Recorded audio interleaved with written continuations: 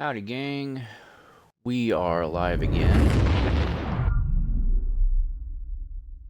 This is yours truly, Mr. Elmo the Unruly. And we are going to return to this game. Played this about maybe like a month ago. And we're just going to continue our game where we left off. As I recall, I left off at a point where the plot was just starting to open up. Yeah, what exactly was happening? It looked like I was trying to turn the power back on in the base, whatever. And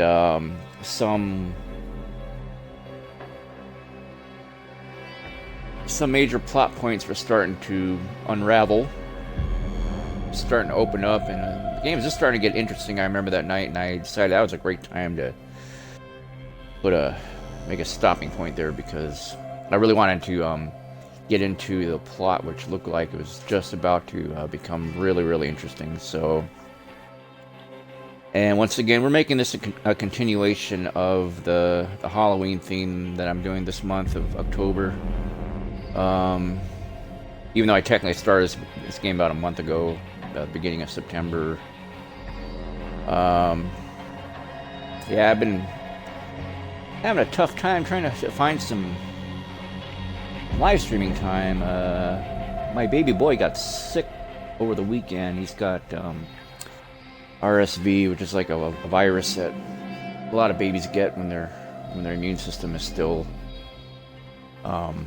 like developing. So I do apologize if I've been kind of out of action for a while. Trying to hop back on the horse.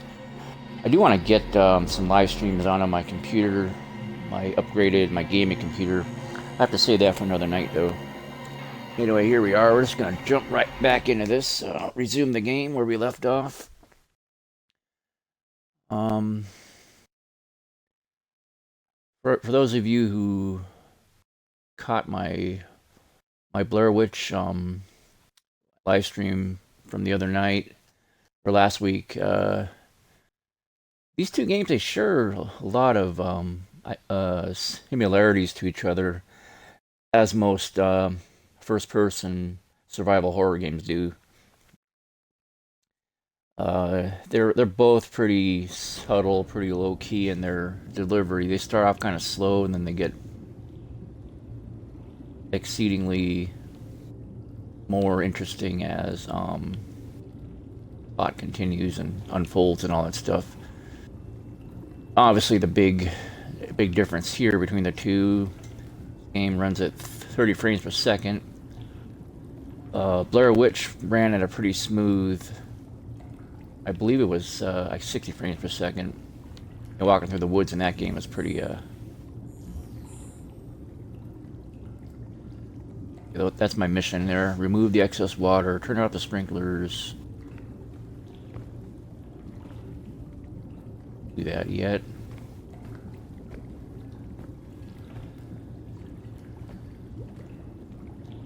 Of course he leaves his ID. At least he has a higher clearance level. Well, Lucas, I'm gonna need to borrow this for a bit. Should be able to open these doors now.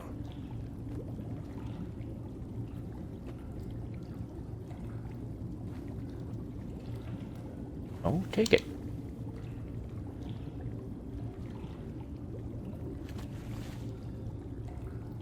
Jesus, this can't be Lucas again. Who just takes this stuff apart? Now I have to find where he put 3 water reclaimer pieces? Oh boy. Fetch quest. Love the fetch quests. Don't you? Alright, let's go find this crap.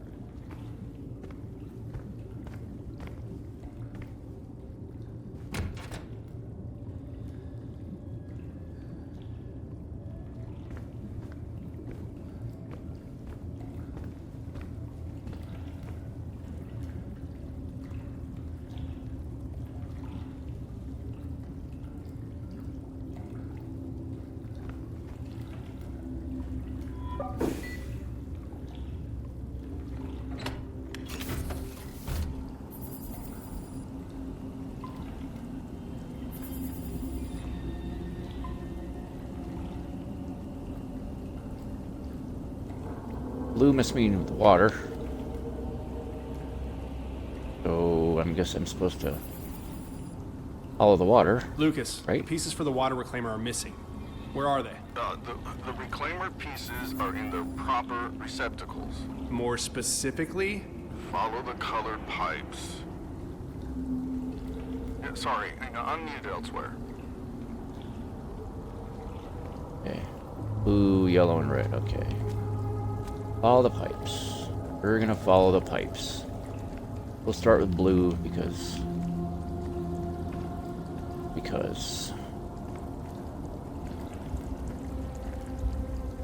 goes in this place.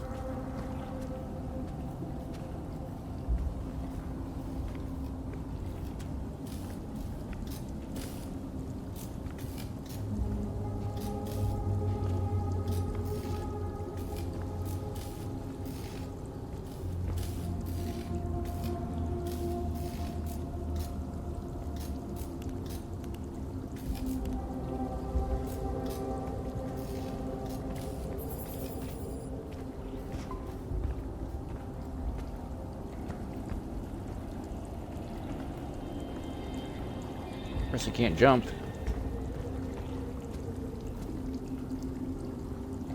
I found the environmental control console. Great. That's the last thing you need to clean up the greenhouse. But first, you need to restore the water reclaimer and shut off the sprinkler valves.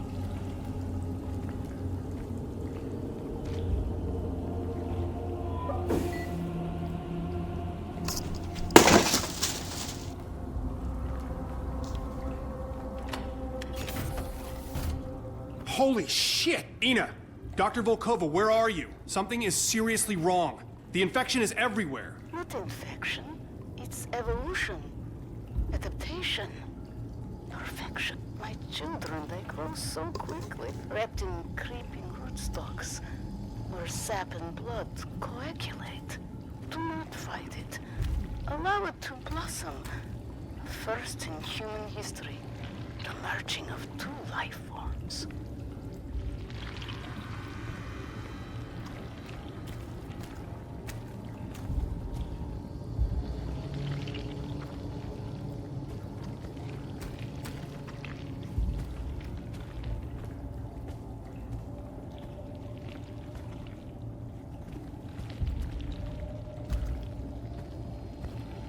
Game also shares a lot in relation with Alien Isolation, in case you haven't noticed. I may have pointed that out in the last live stream I did this game, but I just want to say it again. No, it's not like I have a problem, man. I mean, these types of games are cool. I'm honestly, I'm not the biggest fan of these types of games.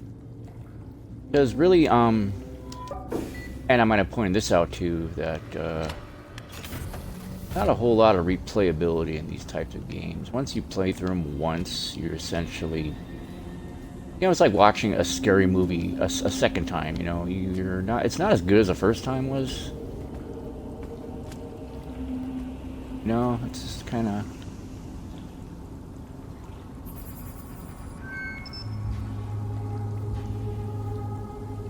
Designed by Plethron, the Quibico is part of a line of cutting-edge hydroponic technology. The proliferation of plant life and the purification of water are part of a perfect cycle. The perfect wheel. Connect to interface, okay?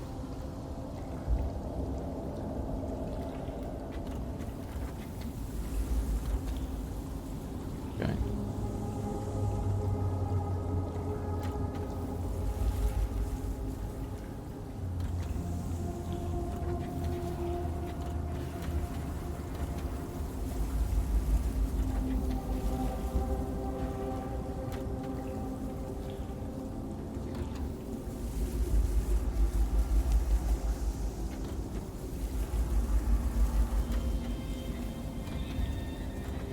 Maybe this,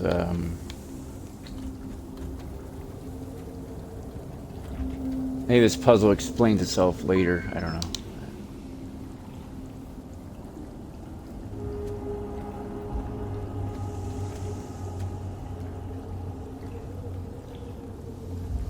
to go up there.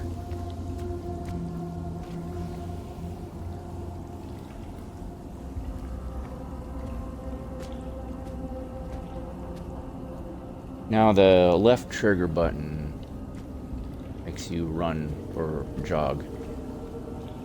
I wish it would let you turn around faster, because this is slow as molasses. This is literally the fastest you can turn, or the only known speed that you can turn. Remember that old game? Remember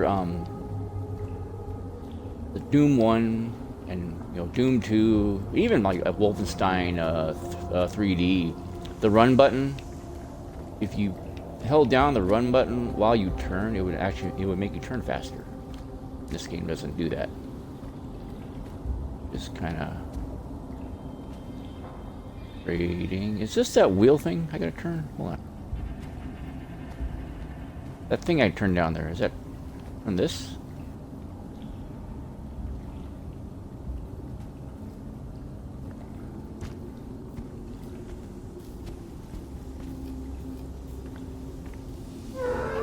Jesus!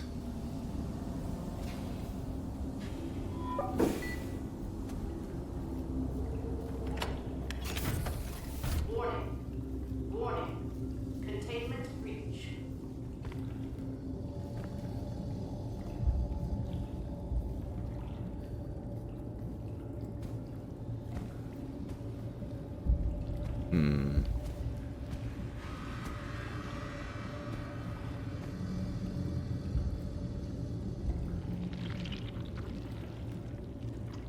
Leak.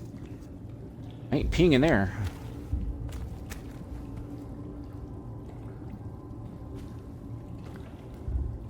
Won't let me pee in there either. I gotta go.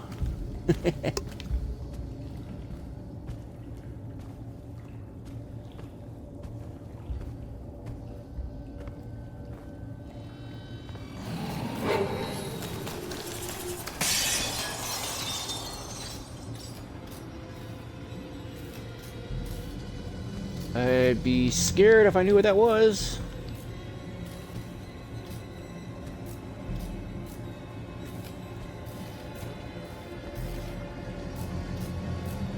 Volume up a little bit. Wearing my headphones because that's really the only way I can talk to you all on the microphone. Something is loose. Something? What something? I don't know yet. Okay, I'll contact Wilcox at the landing site. She'll get Lucas to talk. He should know what Wilcox has been doing in there. Just hang tight and get that reclaimer online.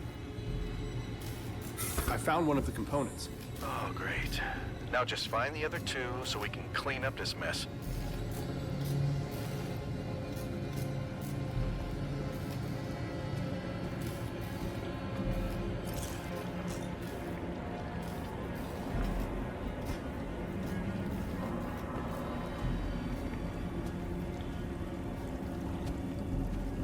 Yeah, I was just here.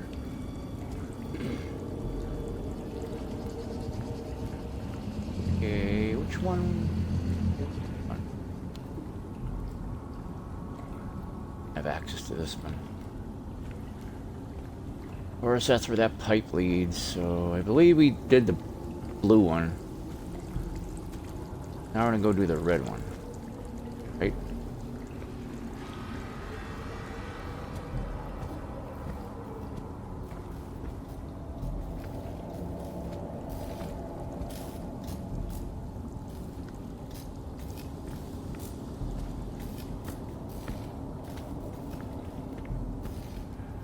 Okay. See, my problem is I was never any good at these types of puzzle games, so... Not that I'm not smart enough to figure them out, which is usually the case. Mainly, though, I lose patience with this kind of crap.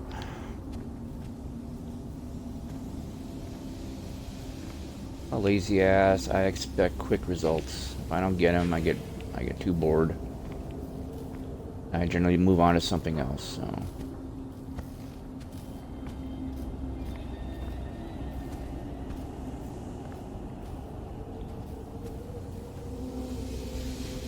Perhaps not the description of a quote-unquote true gamer, but, you know.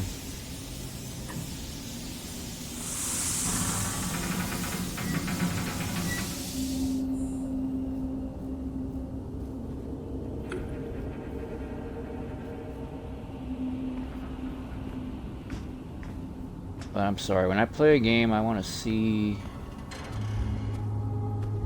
results of what I'm doing.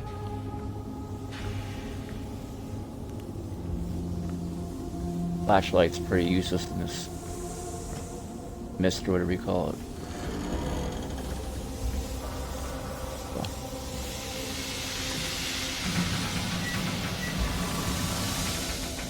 We're removing the excess water to get rid of all this Jesus! fog, whatever. Guy sure says Jesus a lot.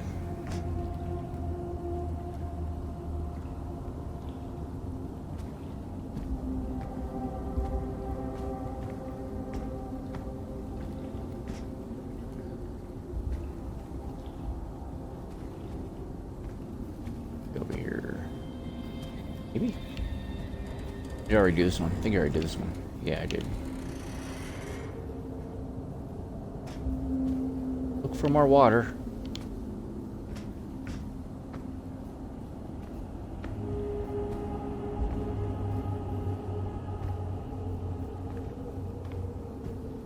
Am I blind? Probably.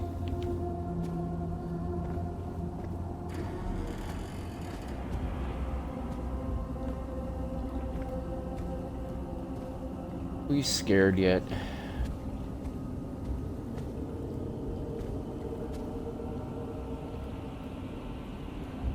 I'm down.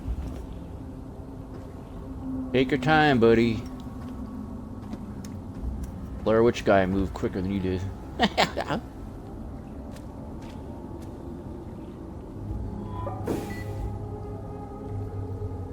See, that Blair Witch game,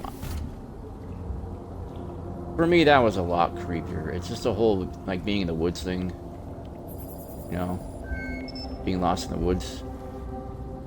Hydroponic wheel.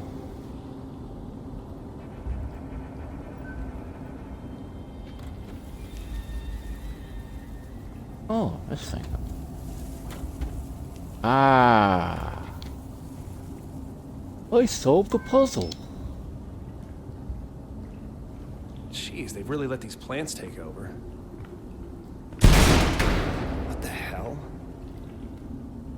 And to connect, okay.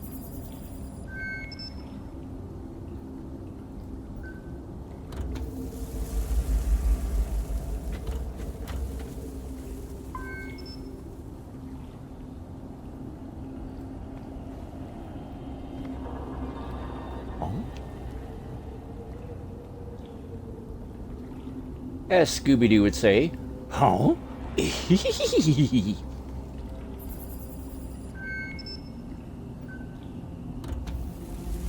Oh, speaking of Scooby-Doo,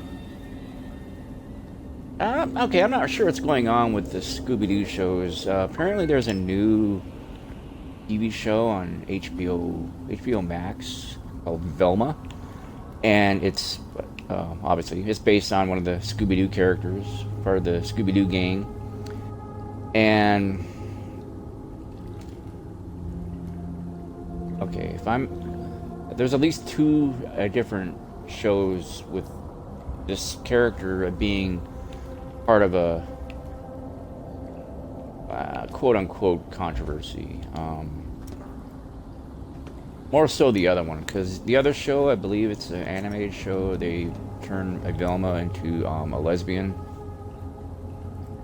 And the original character, there used to be like a joke about her being a lesbian, but I guess she wasn't actually one. Well, in this newer Scooby-Doo show, they turned her into one, which is like funny because in past versions of the Velma character, she was in love with Shaggy, you know, the other guy, the stoner guy who was always eating. And well, more on him in a minute. Okay. And then there was Jeez. Is someone Jesus. Is someone there? He says Jesus a lot. Lord taking his name in vain, like mofo. Oh, but anyway, okay, so the new show, or the animated one, I guess. Velma's a lesbian now. Got some girlfriend, whatever. Which, I mean, you know, whatever. But this other show, the one that's on HBO Max, it's called Velma, and it's about Velma. And Scooby-Doo's not even in this one, right? It's just the rest of the gang. But in place of the Shaggy character, who was this like a white dude, you know, a stoner guy. Now he's a black dude whose name is Norbit or Norfoot or and it starts with an N. Apparently it was Shaggy's original name. I could Google it right now, but I'm too freaking lazy. I don't really care. Anyway, they like, I guess they race swapped the Shaggy character for no apparent reason, but just to make him a black guy, which again, you know, who cares really? But this made me laugh because, all right, we know that you know Shaggy is like a slacker, a stoner guy, smokes a lot of weed. Well, it's hinted that he smokes a lot of weed because the guy eats like someone who's got the munchies from smoking weed, right? And then now the joke is that, well, now they have for the sake of being, dare I say, woke, they race swapped Shaggy, gave him his original last name, and made him into, where theoretically he's going to be a black, lazy guy who smokes a lot of weed. And, yeah, you know, you see where I'm going with this, right? It's kind of funny how they didn't really think it all the way through. I don't think so. They just kind of, I don't know. Sometimes I think they get too ahead of themselves and are trying to so desperately to be, you know, trendy and edgy and, you know, woke, that they forget that they're really not putting their new woke characters in a positive light as it relates to the audience that they're trying to attract, if that makes any sense. In trying to erase or in trying to represent everybody, you know, because representation is so important. I'll also have to turn off the sprinklers manually, or the system won't reboot. That in the face of that, they created brand new, you know, stereotypes.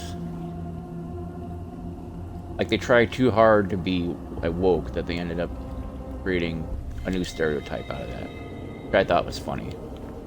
And so do a lot of other people, apparently. I'm not the only one that's noticed this. We gotta find that last water leak. Hear it. Look for it. You can see it from down here.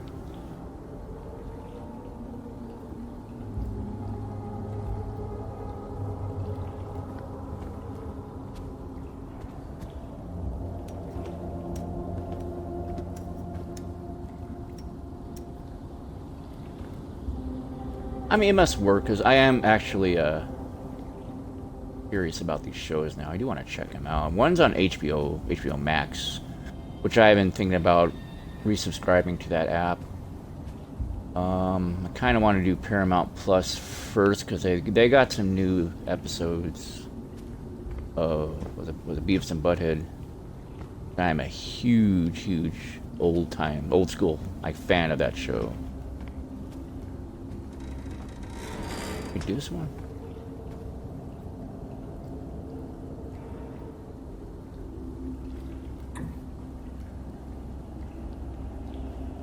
this one. Thought so. Last one at.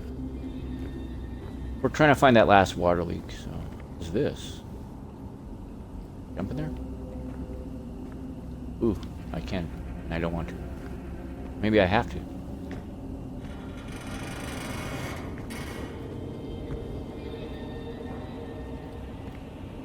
I don't want to chance it. This guy's kind of a weenie. But that's the only way in there.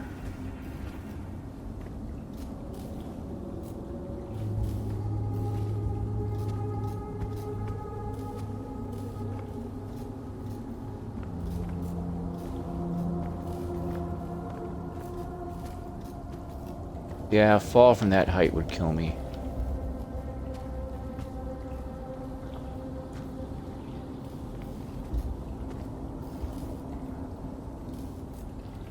What is it though?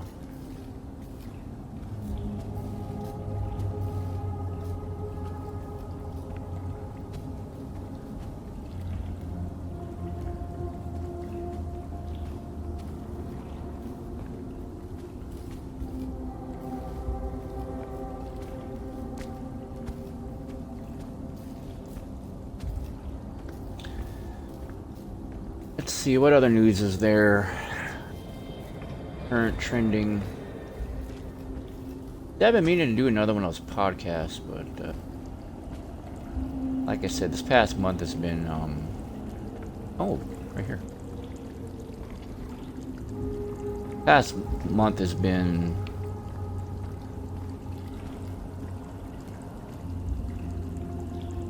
very eventful, put it that way.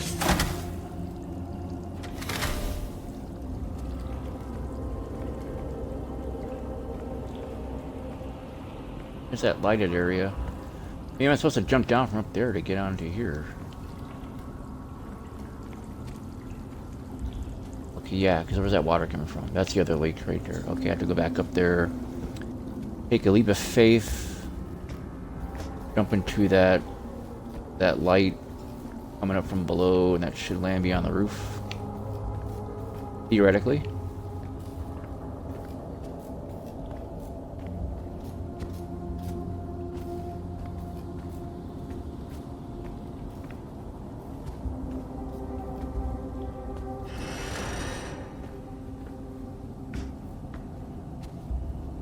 I also want to check out that, oh yeah, that would be a good reason to go resubscribe to HBO Max, because I do want to check out that House of Dragons.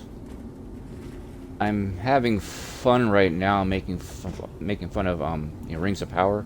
Alright, I'm gonna jump off here now. Here we go.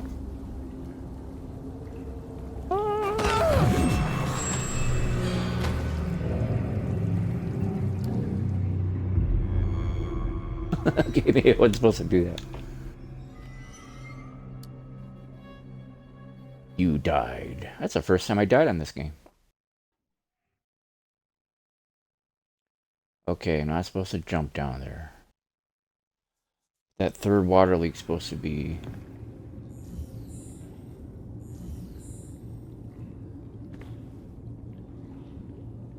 Oh, it's starting me way back here, damn it. Bummer. Alright, let's get this guy's crap again. Of course he leaves his ID. At least he has a higher clearance level. Well, Lucas, I'm gonna need to borrow this for a bit. Should be able to open these doors now. Jesus, this can't be Lucas again.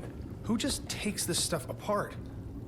Now I have to find where he put 3 water reclaimer pieces. Lucas, Good thing about pieces this for the is I water know where reclaimer everything are is. missing.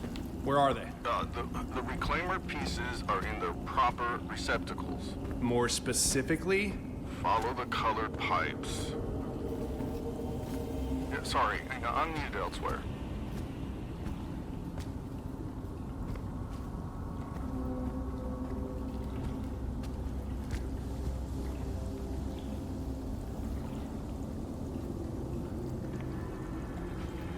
Might have been in here. Let's see.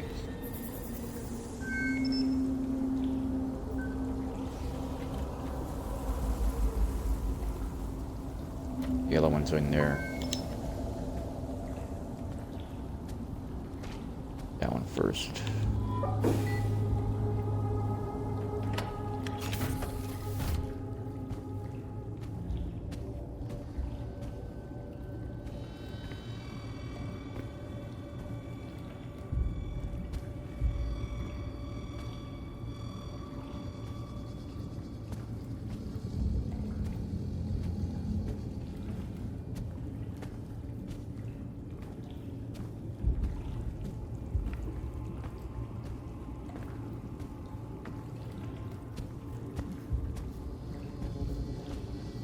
Holy shit! Ina!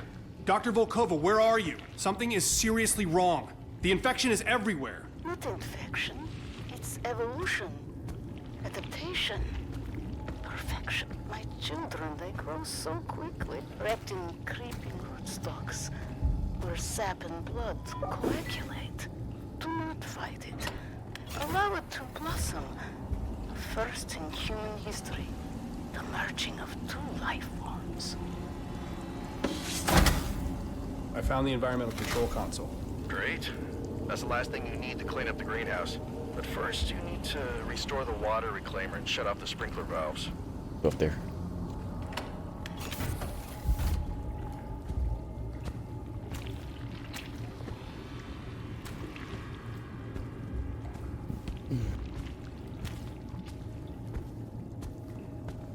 Where are we going up?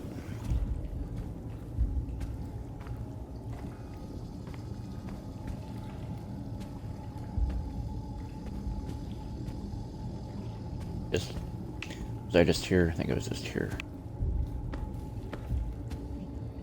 A lot of stairs, I think. Plants are cool. Ah, see, here's one of them. I found one of the components. Oh, great. Now just find the other two so we can clean up this mess.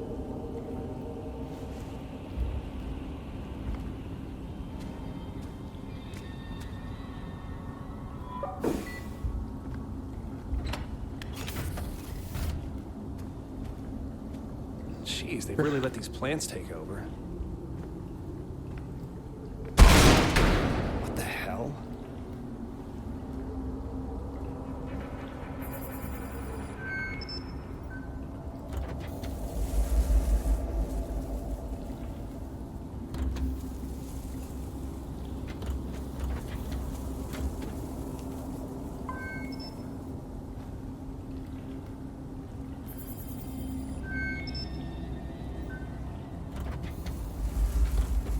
There we go. Up here. Right.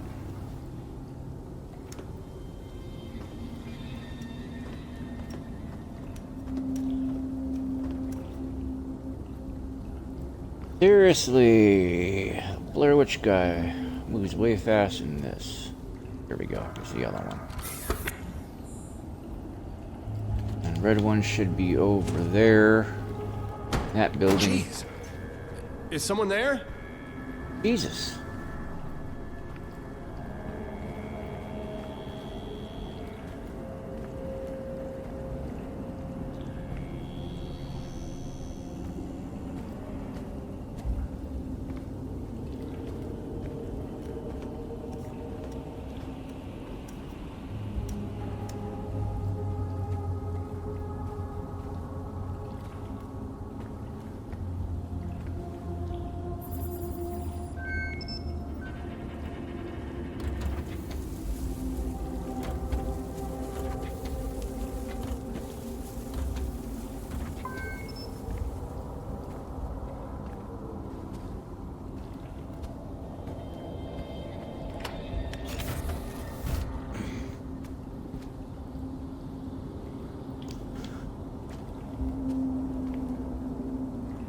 That one.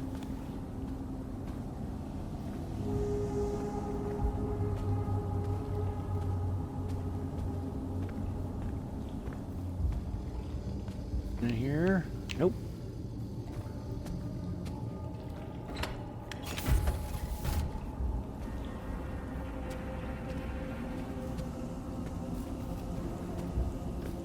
find these first, and then we'll turn out those water leaks. Jesus! Jesus!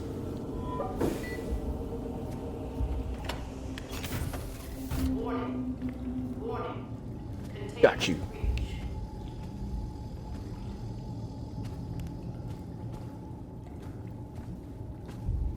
Creepier in the dark.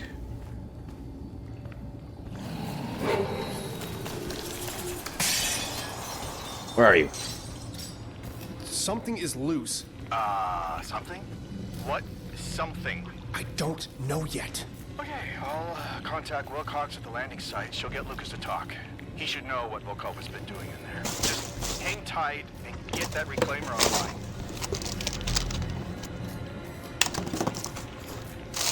Hold on, folks. Clean up something here. Alright, let's grab this guy. I'll also have to turn off the sprinklers manually, or the system won't reboot.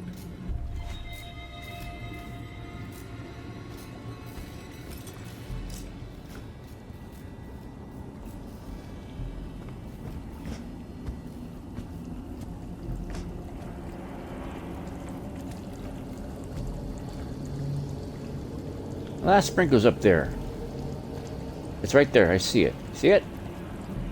Right there in the center. And I don't see a way of getting there.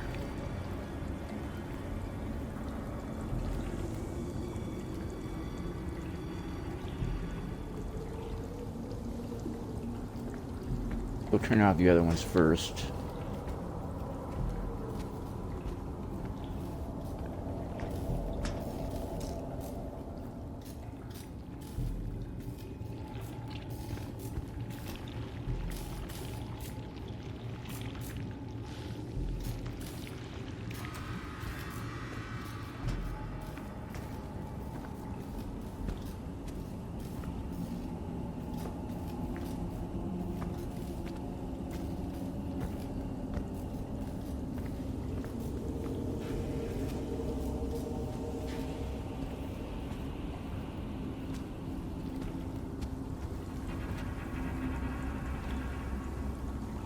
Not that one.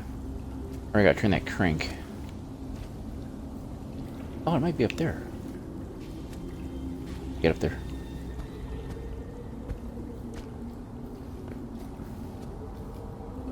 No, it's not up over there.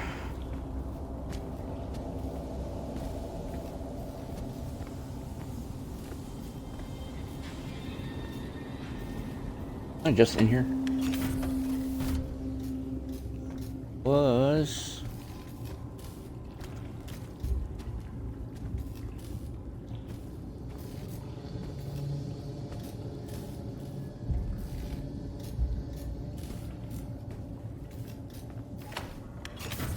outside here.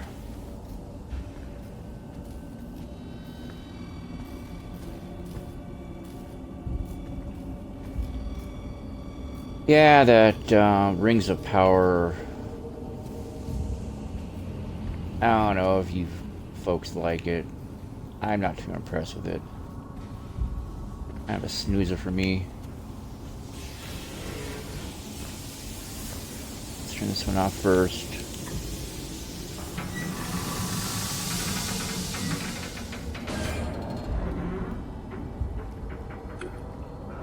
Jesus! Jesus!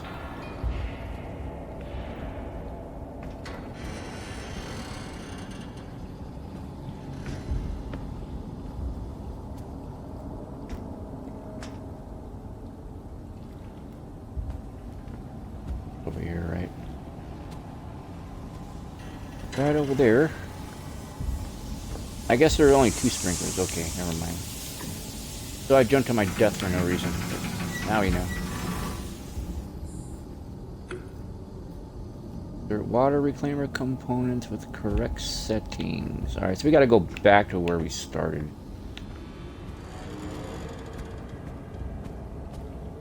Come back out here and turn on the power.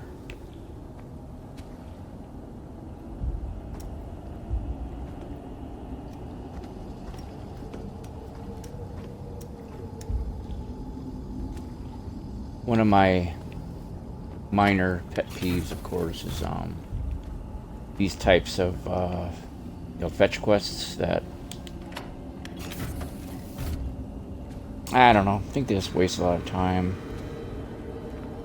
But I guess in a way they are necessary to a certain extent. It's just like when you know what's going on, it's just kind of a waste of time. It just feels really tedious.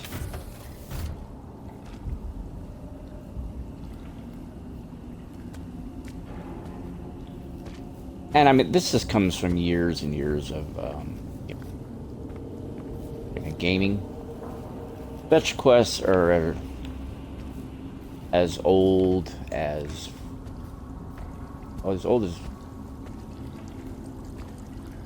dirt when it comes to gaming. Some of the first games I remember, like Atari 2600, had this game called Adventure. The entire game is just one big giant like fetch quest. Right, we're in the right. Gotta figure this out now. Ryujin class reclamation unit. Advanced multi-outlet water recovery system. Designed by Manticore in association with Plethron. Each unit purifies a specified amount of water before initiating its storage procedure. Maintains consistent pressurized flow over 60 psi, pounds per square inch, I guess, throughout Trailblazer Alpha. Okay.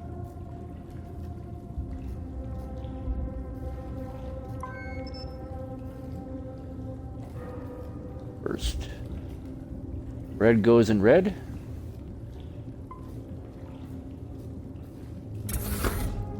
Insert.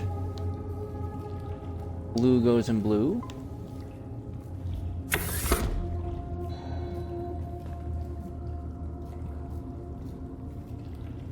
Wait.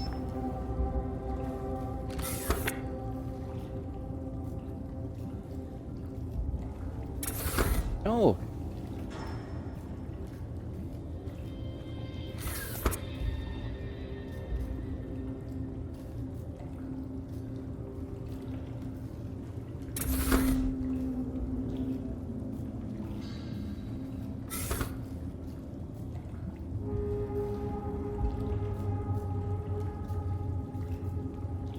Doing.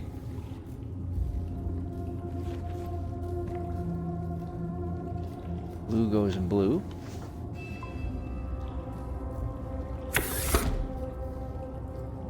Blue goes in yellow. I didn't see that the first time. Now. Connect.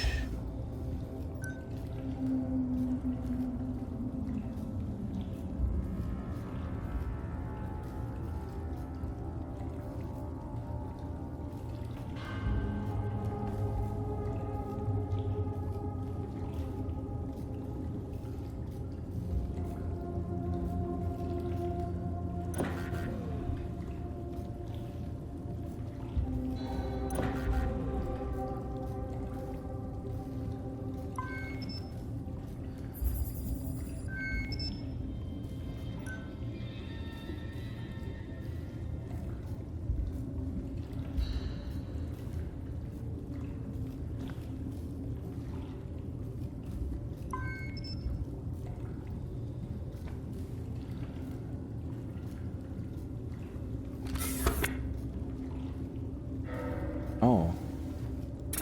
I have to think. That's what those numbers mean.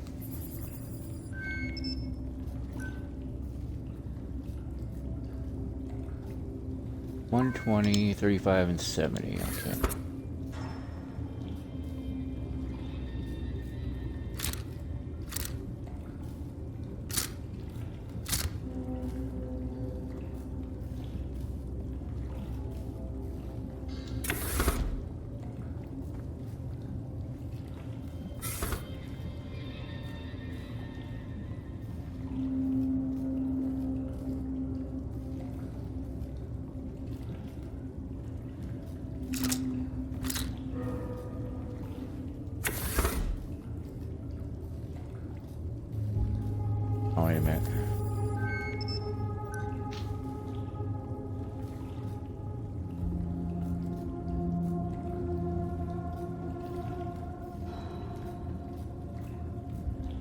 They both gotta, or all three have to be at 80?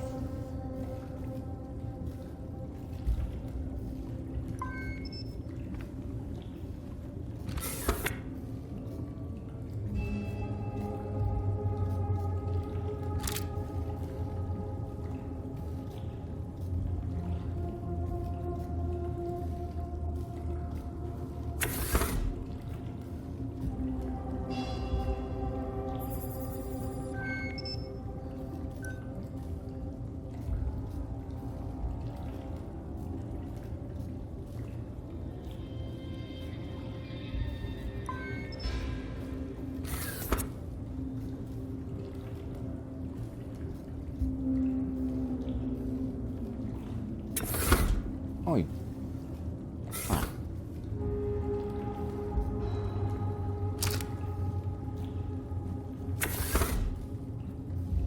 Going here.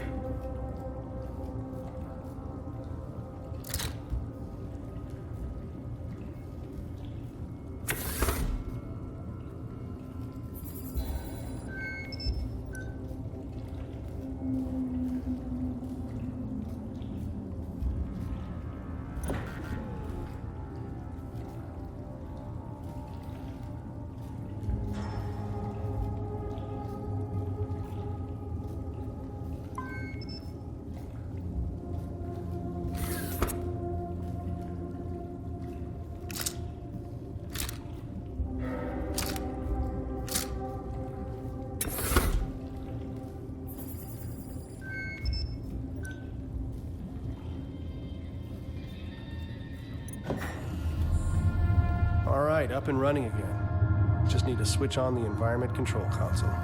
Should be right outside the door. You know how I did that?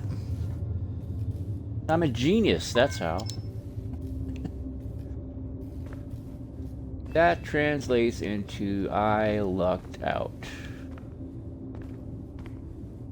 Not sure what I was doing there, but you know what?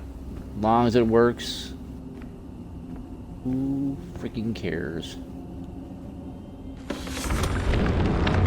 All right. What the hell? Declan, are you there? Declan! God damn it, Declan! Better get out of there. Uh-oh. What is that? A rocking asshole is what it is.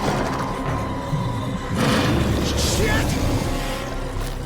Thing in the mist.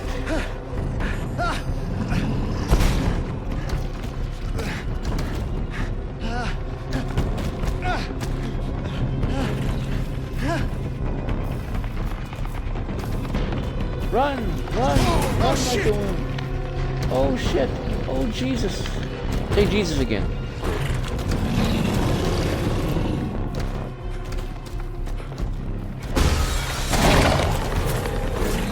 Shit! Go, go, go, go, go! Go!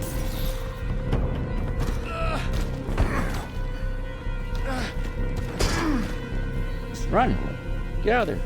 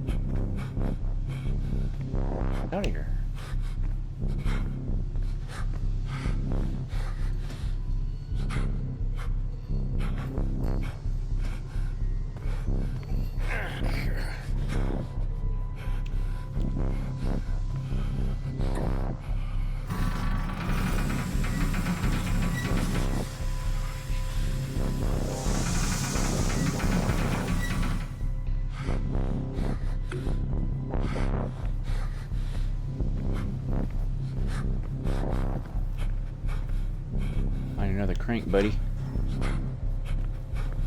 That way.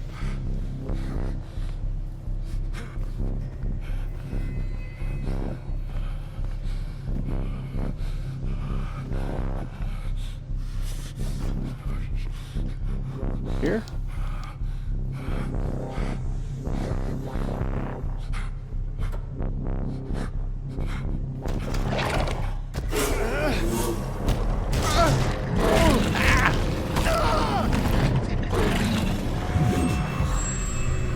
Turn the wrong way.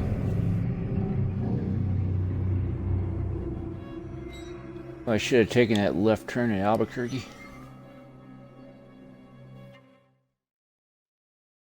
Starts me back at that one part. I'm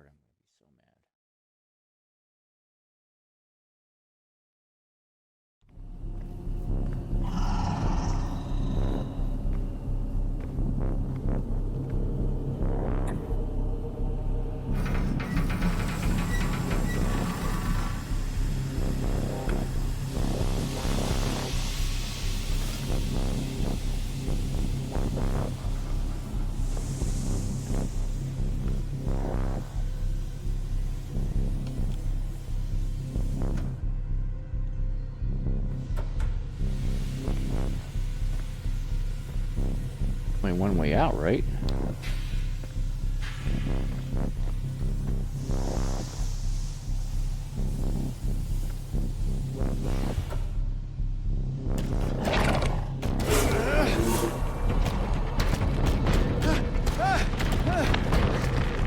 Run!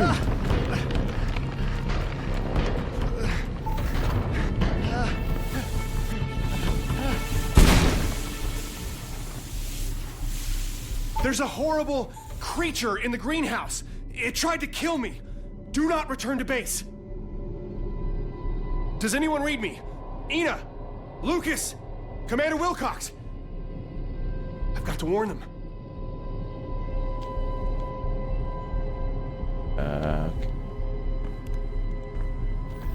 Run.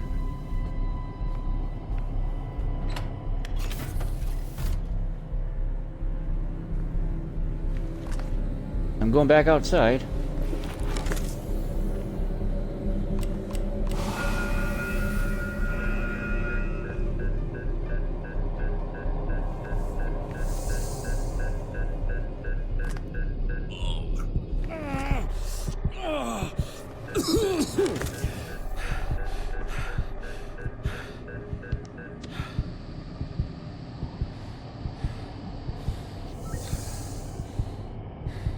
Yeah, don't ever take your helmet off when you open an airlock. If I can get to Declan at the satellite station, we can try to reestablish communications. How did the inner cat this thing?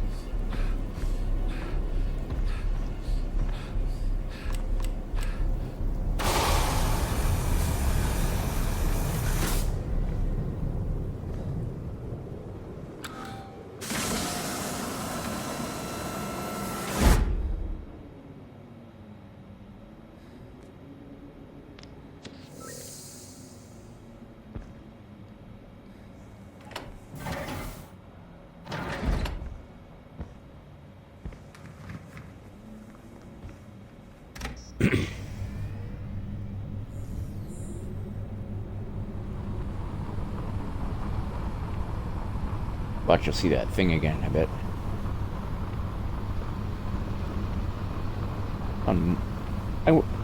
We're on Mars, right?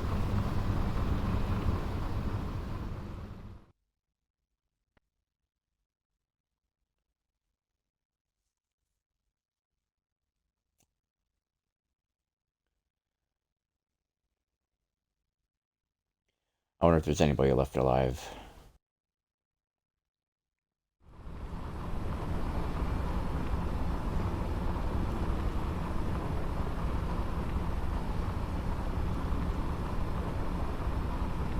Base.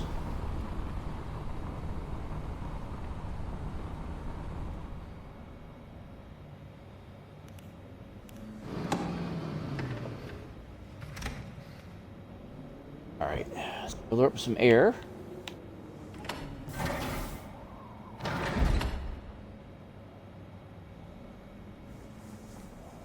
Already got enough of that. All right.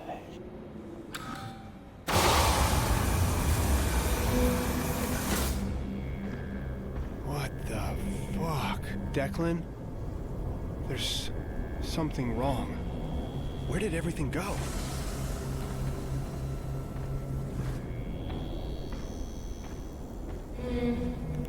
Ooh.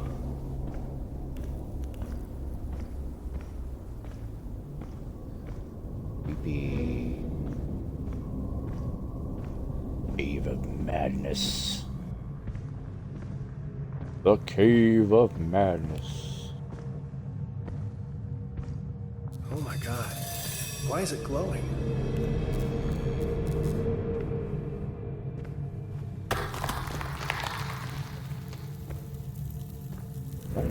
The orb is reacting to my hand. Orb. The orb is glowing. Ah, my hand. Why is this happening?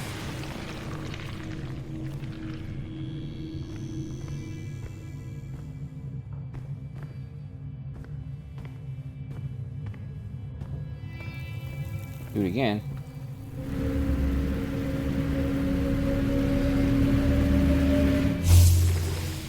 Oh, doesn't like that. When I turn to look at it, it retreats.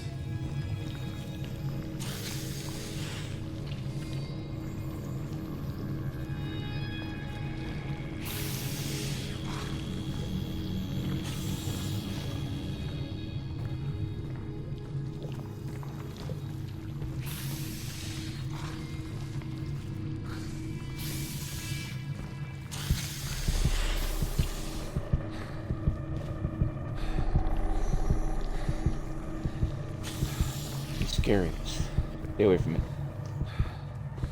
God, this guy goes crazy when you... It's burning under the skin.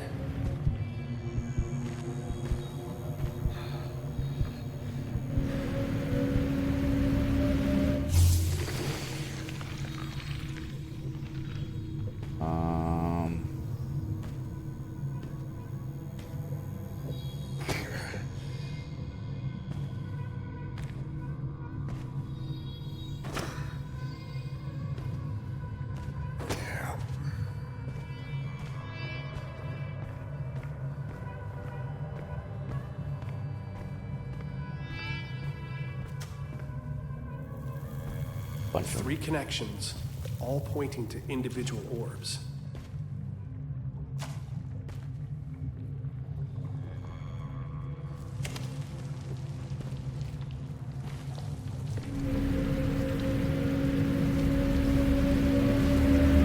Fully powered.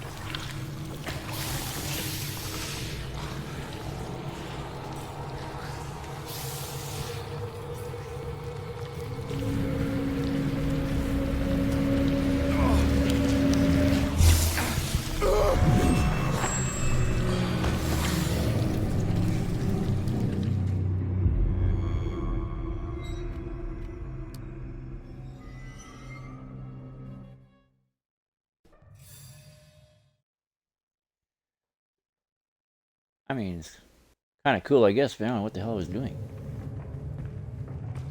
Don't do that one first. 3 connections, all This pointing to individual orbs.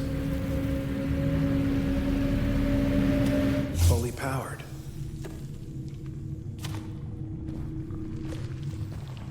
The orb is glowing. Oh, doesn't like that. When I turn to look at it, it retreats. Ah, my hand.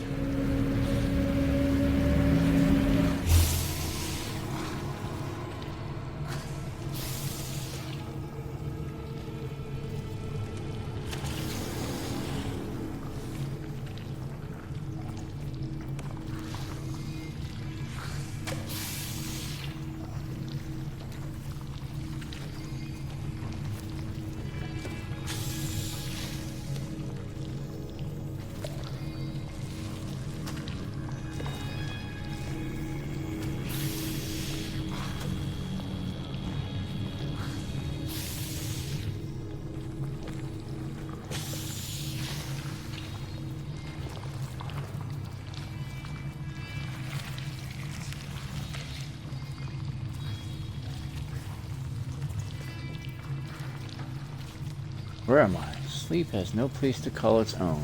Who shall conceive of the terrible wonders wrought by my secret labor? Will they who sleep reward me, punish me? Will they even notice? The children of Mars worship a being whose name roughly translates to the Immaculate Machine. These orbs are artifacts of that mystery cult. They are filled with, powered by, that celestial light. Anima. The light drives back the dark, but also the liquid enlightenment of the dreamers. What the benighted have called Nurgle's rot, the black worm jism, and the filth.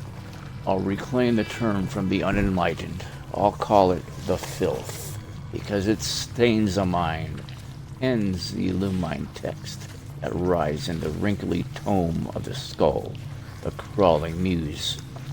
But it saturated my mind too much. A page dipped entirely in ink is as blank as a white page. Meaningless. Madness. The effort to write is... The text becomes illegible. Well, what if I could drive back the filth? Just a little. If I had a little more of my human thoughts back, I could do more with the thoughts beyond human. I could achieve such marvels that neither the human clay nor the liquid dreams of the sleepers could accomplish separately. The orbs are corrupted, but I can fix them. Yes, they who sleep will notice me. When I wave into the infinitude of the abyss, it will smile back. Wow.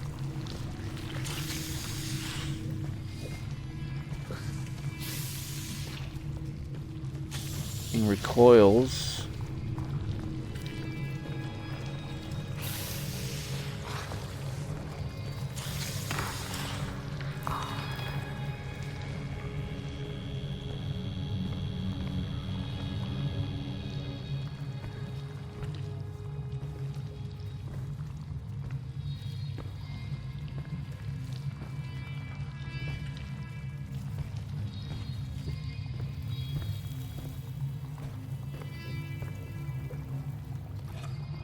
This one's working differently. The scar is not charging this enough. Maybe I need more energy. What the hell is this place?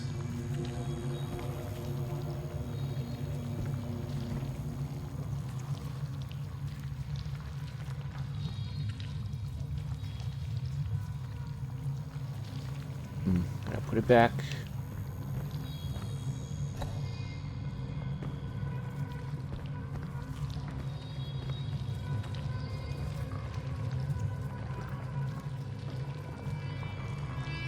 Where am I? Sleep has no place to call its own. My name is illegible. I'm still on this planet. Today I vomited in disgust at my failure, and when I vomited up, tried to crawl away, looked up, pleadingly as I killed it. Easy, illegible. You're a scientist, aren't I? There are no failed experiments, only more of the data to correlate. Yes. The orbs are corrupted from their original purpose by the sibilant frequencies of the filth. So I commanded the black worm jism to leave the orbs, but the filth is stubborn. It will not give up the corpse of its enemy. It is a light source. I suppose, but I do not require light. I have not used the bovine jelly of my sockets for some time.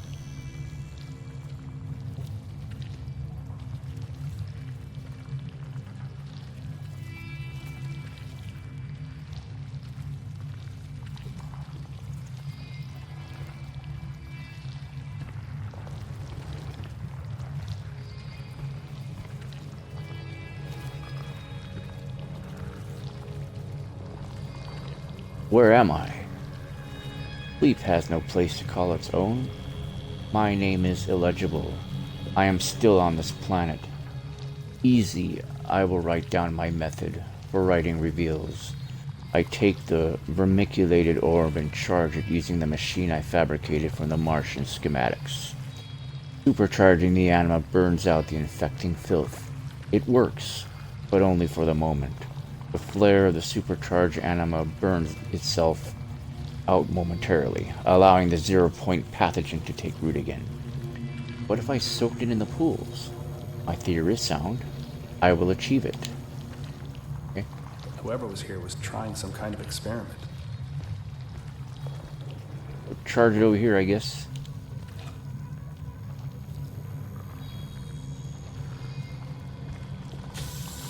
Get back. Get back. Get back. Get back, Satan. Get back to hell where you belong.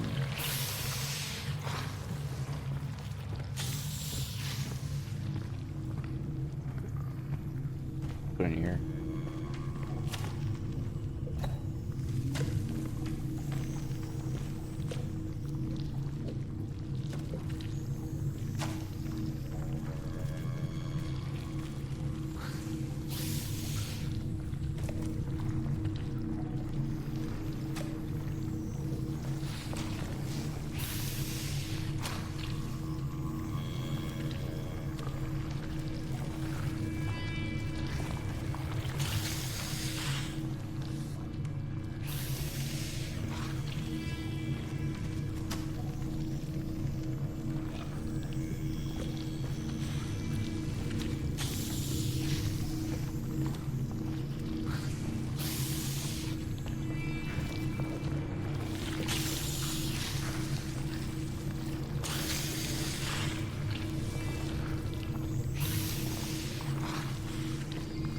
Go in there?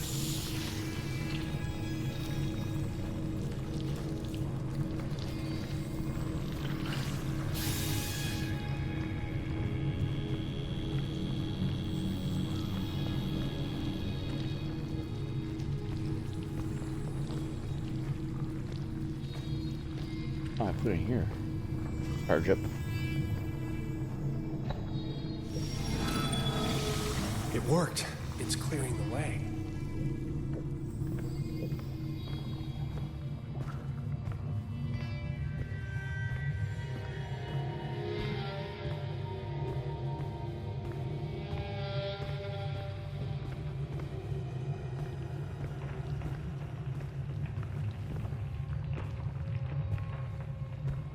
Somebody's house. And those orb thingies over here.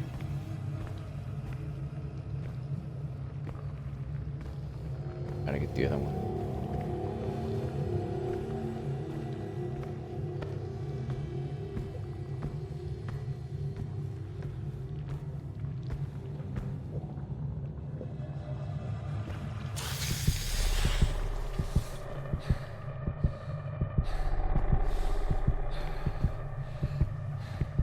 Going crazy again.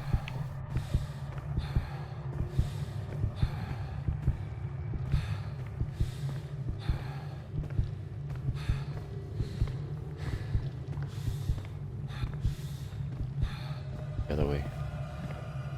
Here.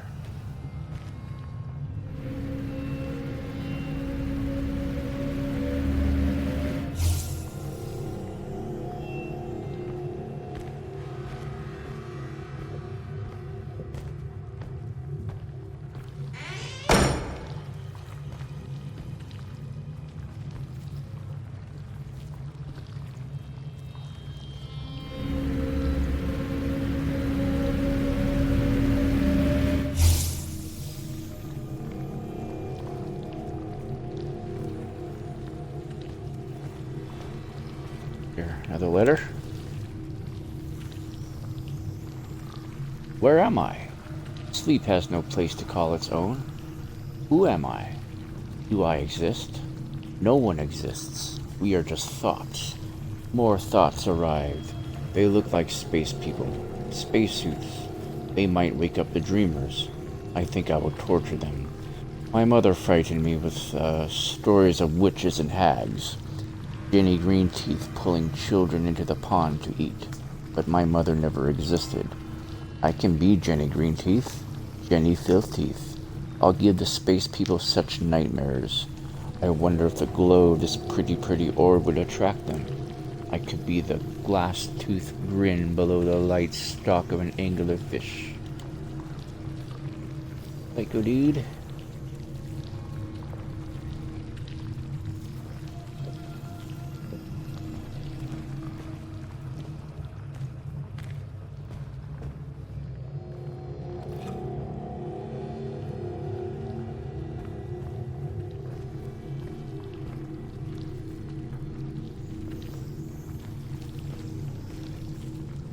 I'm doing here, but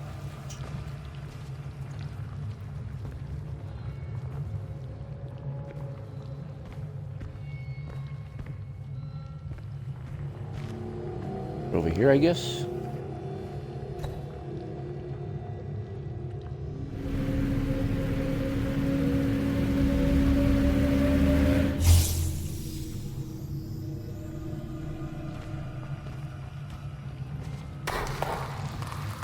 Oh, run. Run.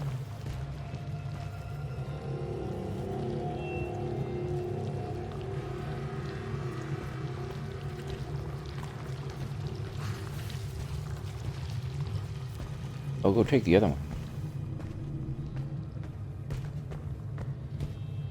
This one back. Oh wait, it won't let me.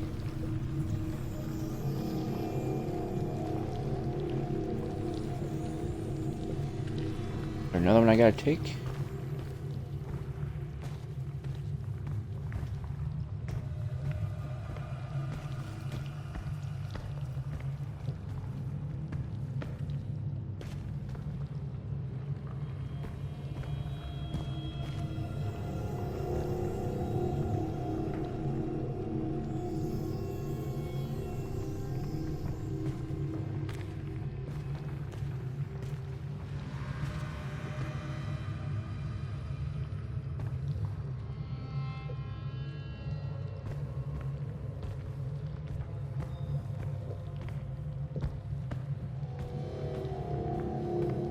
Back that way.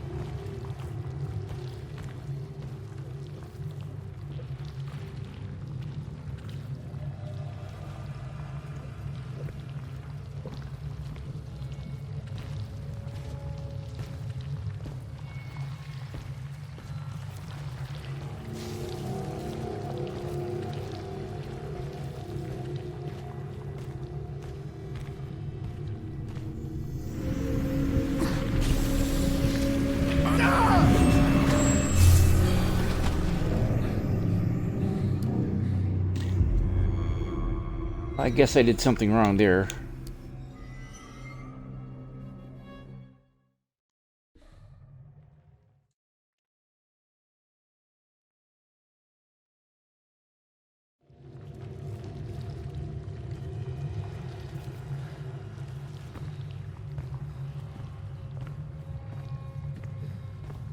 Back that way.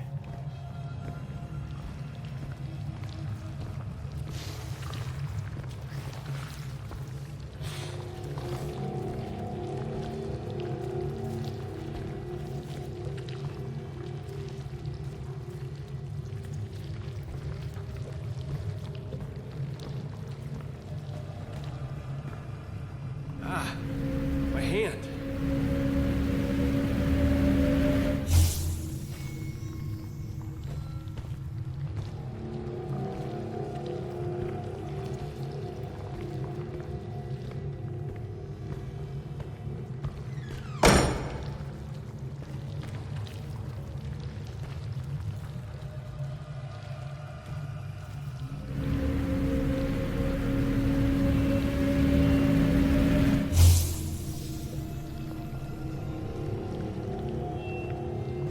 All right there.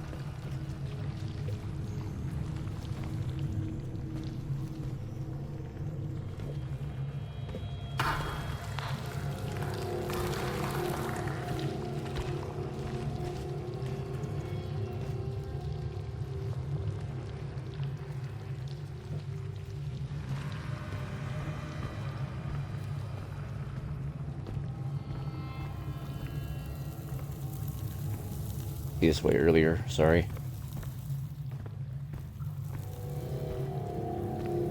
And let's see here. Uh-oh.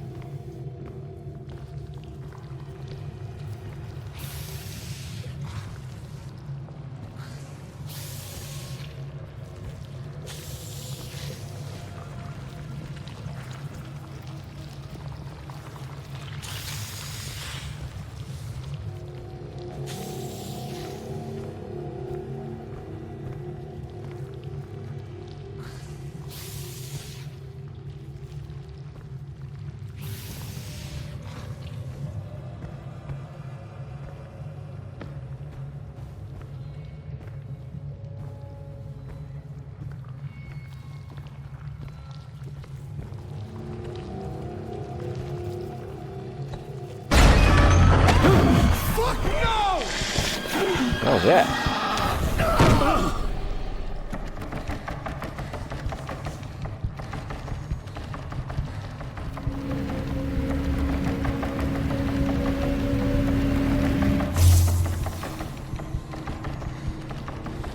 Go back up this way.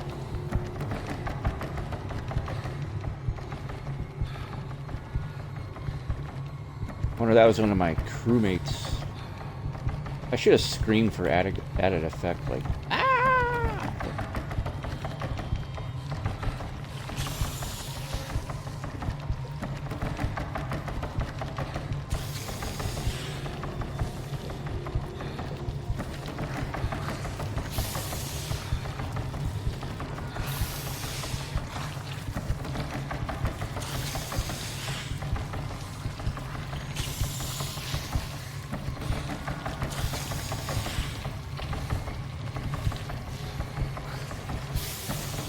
Phew.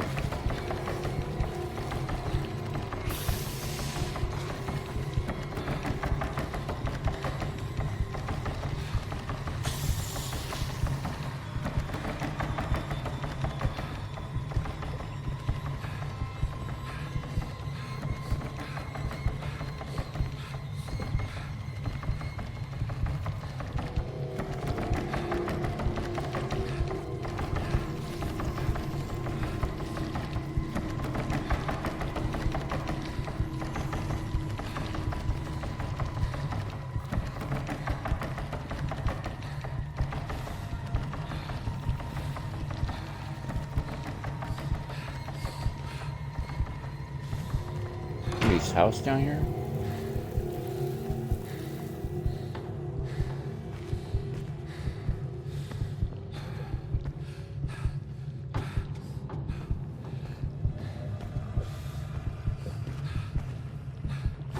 Either.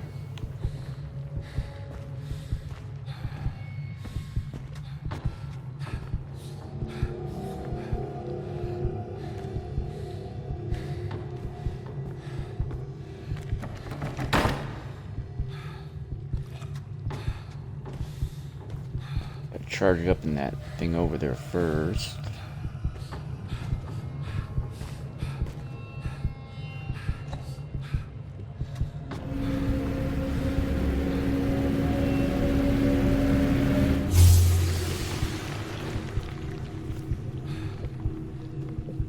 Oh, in there.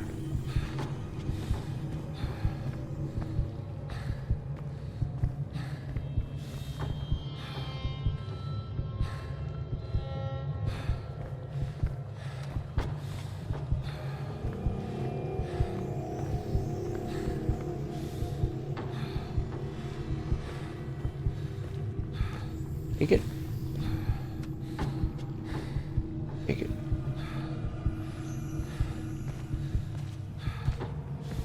I should have put in this one instead.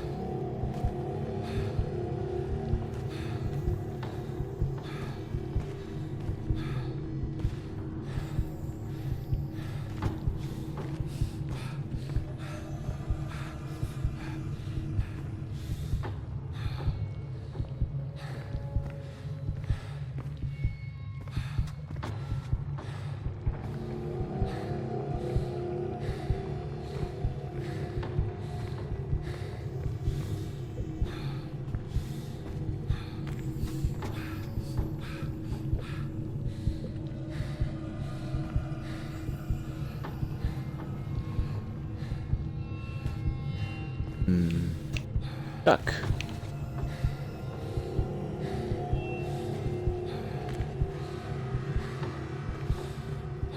There's another one of these orbs I'm not seeing.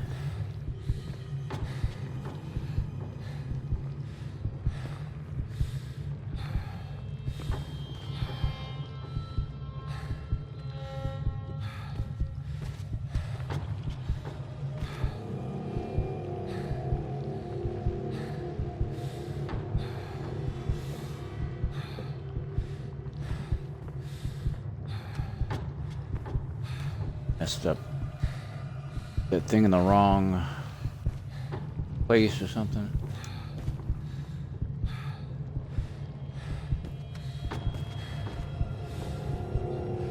Supposed to go in here. That up.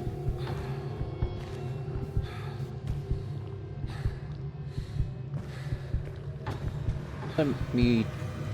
Why won't it let me take it out though?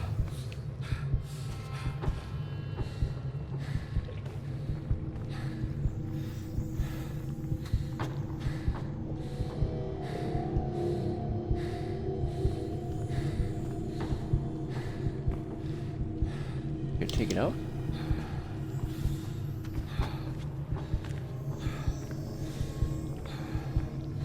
Kill him.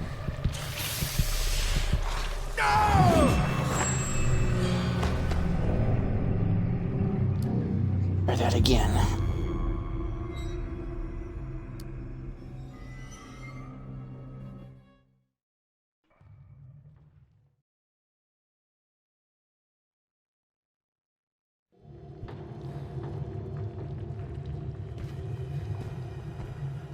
This one.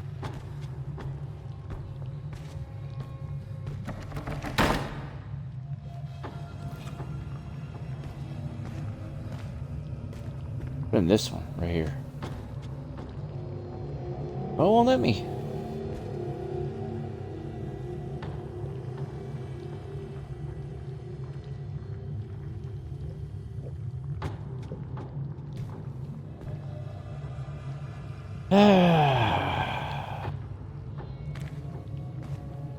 Times I have no patience for puzzles.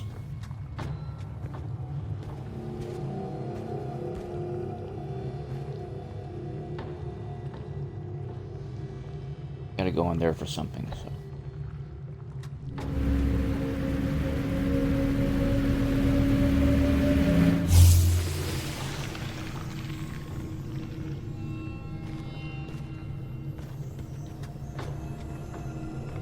Figured it out yet, I guess. I'll follow these purple tentacle things.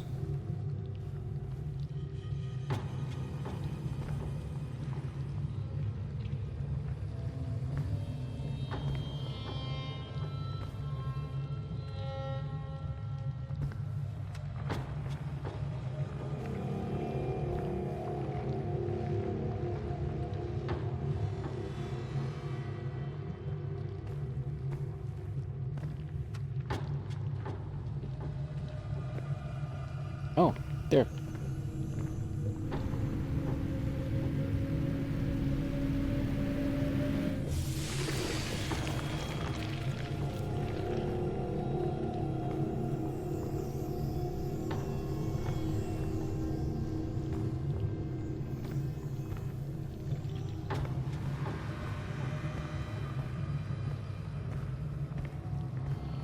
This is familiar.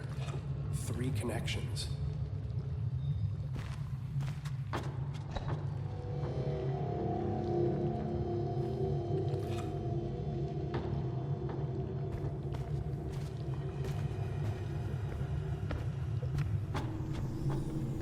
Right, this goes back in that thing over here.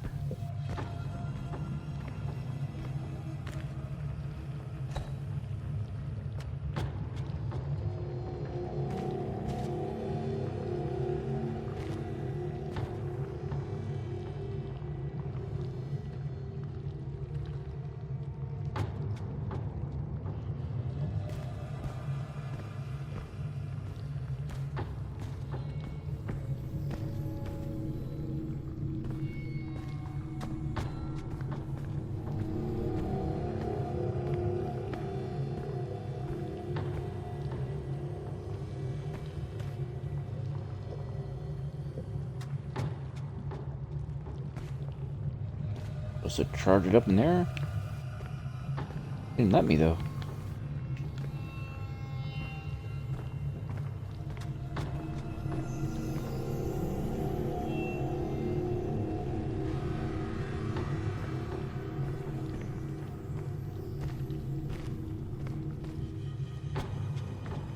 Right again.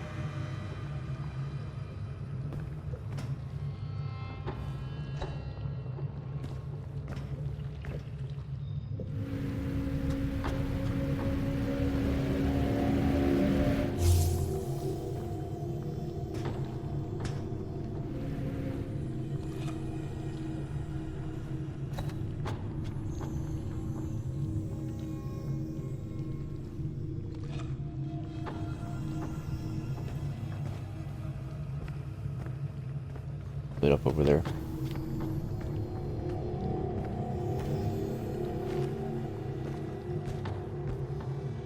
Dang.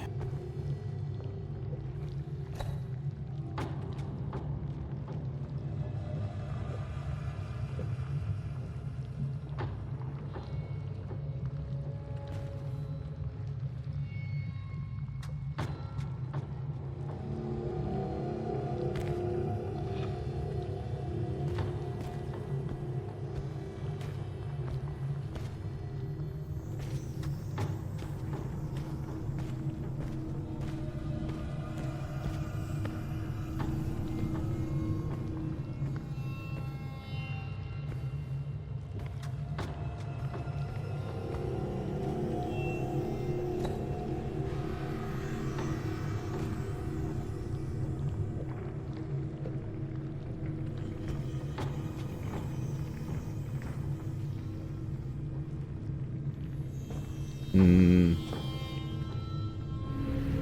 There.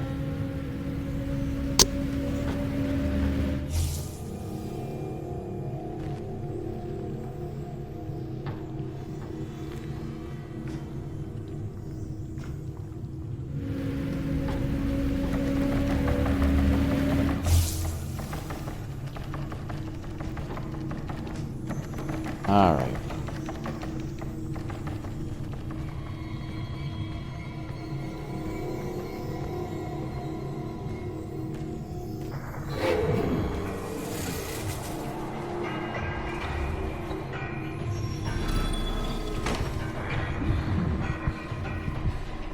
Run, run! That thing's coming.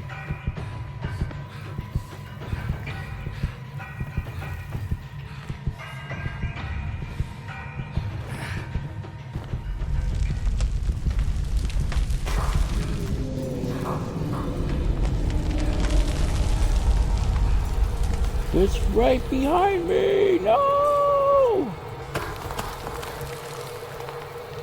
I wanna look.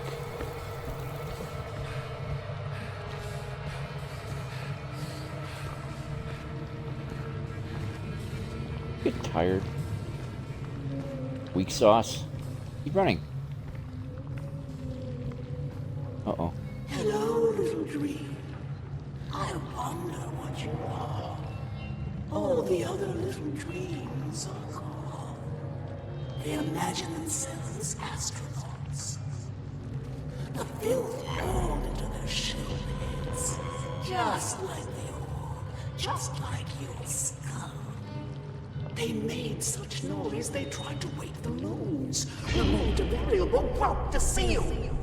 They must never wake. The lullaby must never end. The moons bend above us. It is all but a brilliant equation. Once you open the book, it's already too late. It is the contagion of grammar. It was always too late. Open your shell, my little dream. Ya, ya, ya, la, la, saya, ha, ya, ya, ya, la, saya, ha. Lovecraftian crap here, man. H.P. Lovecraft, eat your heart out. What? Done to My basement. childhood basement.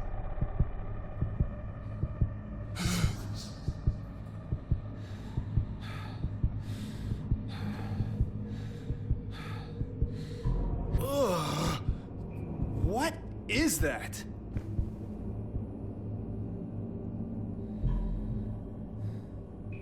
Speaking of H.P. Lovecraft, any of you all are familiar with the books that he wrote? About 100 years ago, actually. He was a famed American literary writer back in the early 20th century. He came to prominence in the 1920s. Wrote some great short, I would call them novellas almost, and other short stories. He liked to write really short ones, short little stories that supported his larger works. His larger works, of course, being, and probably the most famous one he did was the Call of Cthulhu. I do have that game behind too. the bookcase. Call of Cthulhu is another one I want to do a live stream of this month, part of the Halloween theme. Might do that one maybe over the weekend or something. We'll see. But yeah, he did Call of Cthulhu, at the Mountains of Madness, and one of my all-time favorites, The Color Out of Space, which was they made a movie out of it with Nicolas Cage. It was actually pretty good. But they've done versions of that story, even going so far back as the original Creepshow movie. You've heard of the was part of that movie. It starred Stephen King. The Death of Jordy Verrill, I think it's called, and Jordy Verrill was like a retelling of The Color Out of Space. And then you had the action movie that came out a few years ago, The Color Out of Space, starring Nicolas Cage and some other people. That was pretty good, actually. Reminder: carbon, beryllium, helium, same as the second one. Periodic table in laundry room, match atomic with volume number.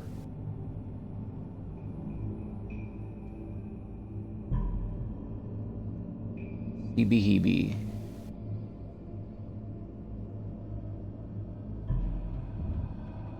Periodic table in laundry room. Match atomic with volume number. Okay. Carbon, beryllium, helium.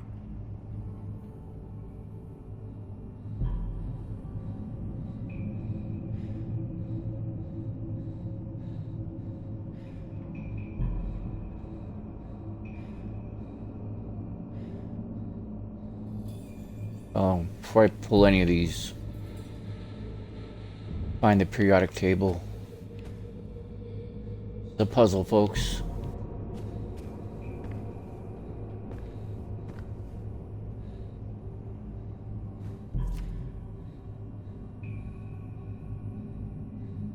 I don't even know what I'm looking at here. I wonder if this timestamp is important. Add it to my inventory. Find the laundry room.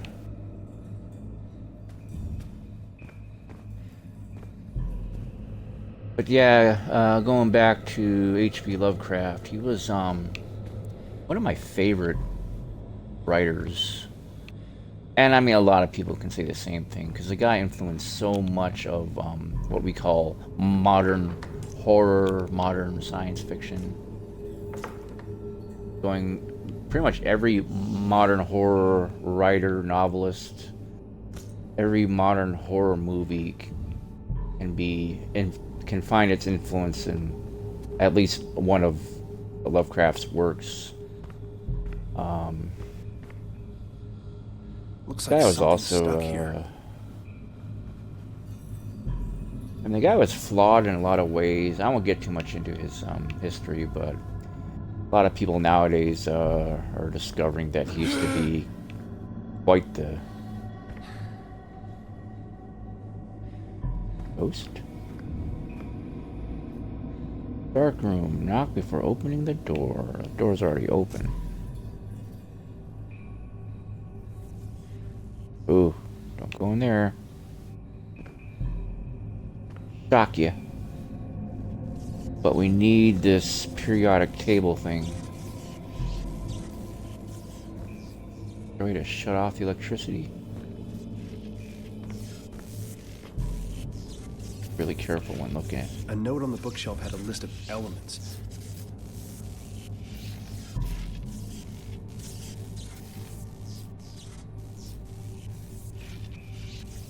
EB. Hebe. EB Hebe, okay. Those bookshelves, how much you want to bet that puzzle will shut this off?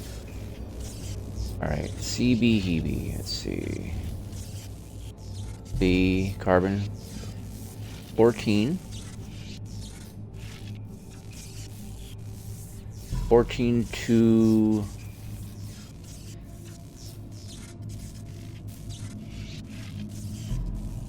14. Wait. Oh no, wait. 6. 6, 4, 2, 4. 6, 4, 2, 4. Okay. Right? Again. 6, 4, 2, 4. Okay. 6, 4, 2, 4. Check it out. 6, 4, 2, 4.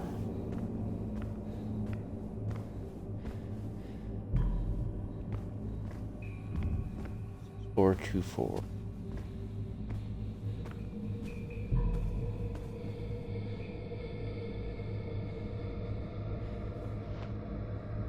4, 2, 4.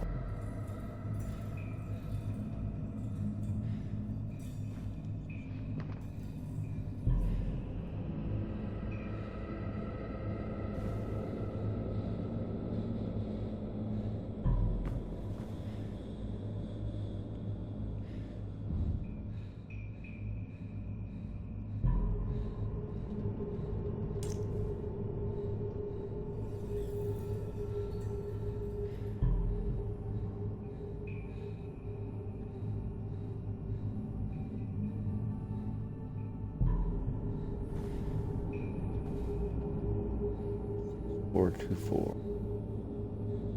6.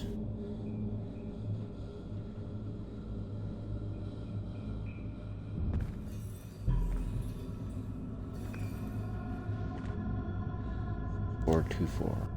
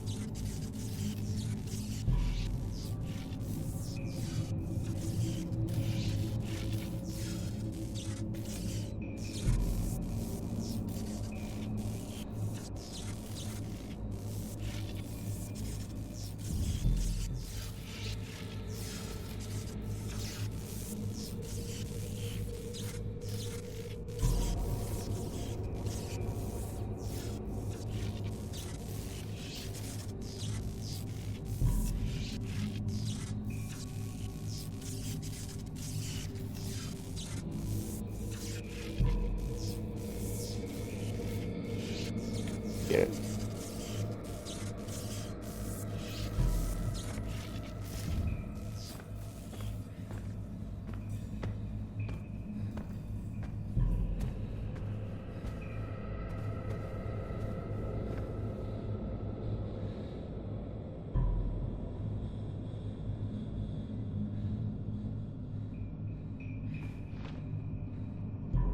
Six, 4, 2, 4. Okay.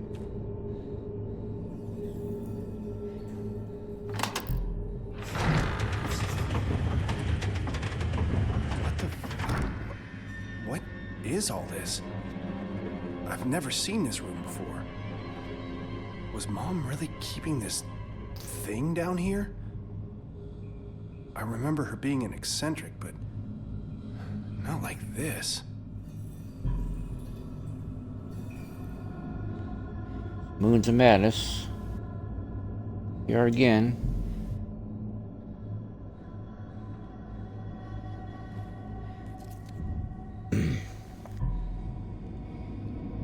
Their liquid dreams lubricate the passage. Call it Nurgle's rot. Call it the devouring plague. Call it the 0-point pathogen. The blackworm jism. The filth. Sizzling celestial syphilis eats holes in reality. One might enter these shrieking zones. To leave, one must find the terror in the skin of space. Ya Agu Ya Chastag Ya Chishog. Very Lovecraftian. Like Lovecraft had his own made up pantheon of like ancient gods, like we call them the Great Old Ones, and the what was the other one? Yeah, the Great Old Ones. And of course, we hear like reference of these in movies like the Evil Dead movies, you know, where they find the Necronomicon and they recite the passages written in the book, you know. And of course, Lovecraft had his pantheon of gods that he made up. Each one represented like something, like a part or a place in the universe that, or outside the universe. Like there was Azathoth, who is like, I believe he's the one who ruled over chaos. And then Yog-Sothoth was the I forget what he was. He was up there. And then you had the lesser ones like Cthulhu, who was like the guardian of the gate or something like that. There's a whole bunch of them. It was so cool. He had really cool ideas. It was all this crap he made up in his head. And you see a lot of reference in these some of his works in modern movies. Even The Exorcist took a lot from his ideas. H.P. Lovecraft had a guy, fictional guy called the Mad Arab, Al-Hazred or something like that, and he's supposedly the one that wrote the Necronomicon. And of course, The Exorcist kind of like borrows the idea of ancient Sumerian, you know, I guess demons that came out of the desert, same type of desert that the Mad Arab would have lived in. And of course, in The Exorcist, there was a demon there called Pazuzu, which was an actual demonic part of the pantheon, going back to the Sumerian times, the Babylonian times. I'm not 100% on this, so don't quote me on that. But I mean, it's cool how Lovecraft he borrowed ideas from much older civilizations, because it lent a type of validity or like a validation of his work, you know, like it was based on something else. It was much older than our civilization. And this game seems to borrow a lot from that, which is pretty cool. I mean, I do like the storytelling in this. A lot of Necronomicon type references, like Ia Falma Fatan, Ia Fatan, Ya Aftun. The dreaming ones were and are and will be. They are parent, spawn, and manger also, sleeping in the space between. Their dreams bubble and blaspheme, birthing quivering dimensions that mate with each other, forming new incestuous dominions. Not reality, not illusion. Hyper-reality. Proper incantations allow travel into these pocket dimensions, but one might fall in by happenstance, through knowledge of the dreaming ones, through proximity. Creepy shit. Have a look around here, shall we?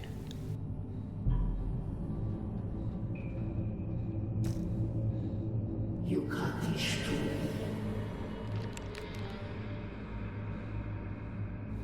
Huh?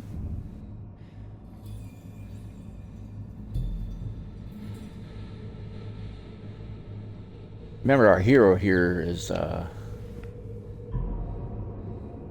having some kind of a dream or a vision from his past, so. Huh. No glowing symbols on these tablets.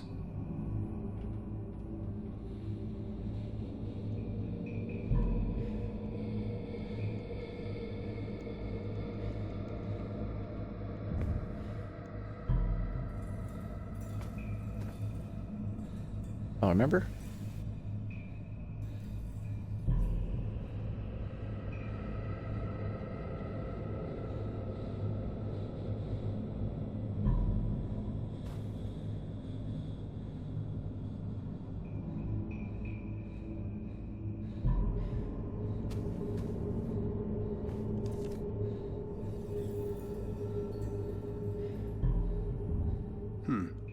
timestamp might be of use. A pair of orbs. Weird. Even from this photo, it feels like they're watching me.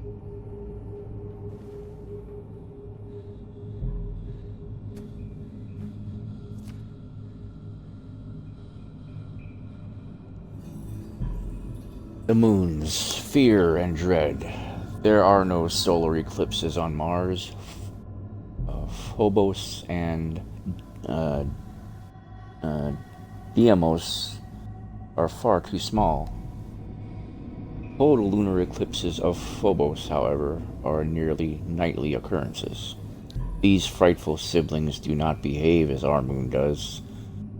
Fleet Phobos rises in the west, sets in the east, and rises a mere 11 hours later.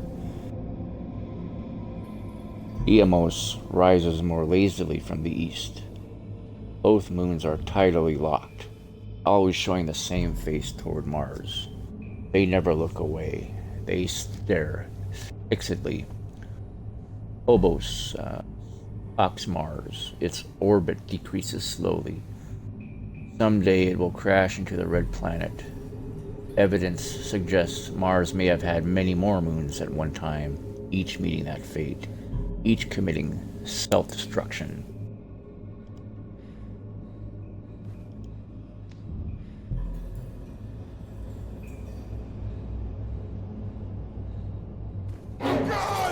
Ah! Supposed to leave the room yet? Alright, that admittedly made me shit my pants. Not literally, but if I had a full tummy, might have been in my shorts right about that time. Thankfully I haven't eaten for hours, so. Where's that, bookshelf thing?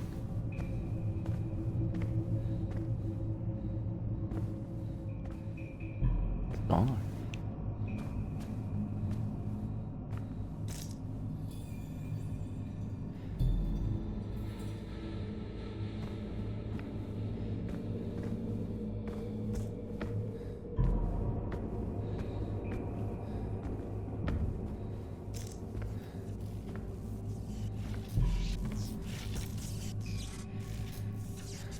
CBD or CB Hebe. So 6 4 2 4. Okay. Thinking that's that same puzzle in there. Come on, ghost, run in there. 6 4 2 4. There's no 6 here.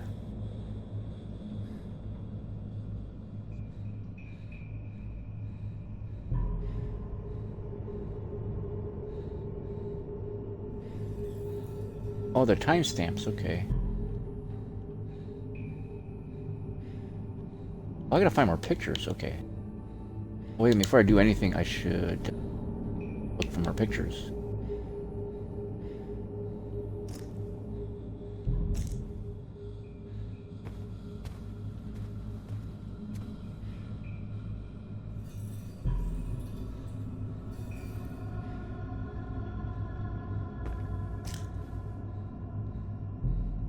Heart. Wait, these things floated out of here. Where'd they go?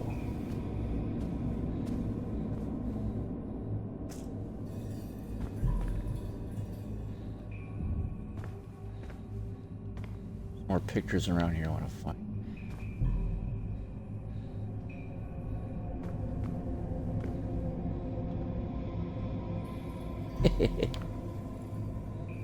I just imagine if that had happened. My wife comes out here.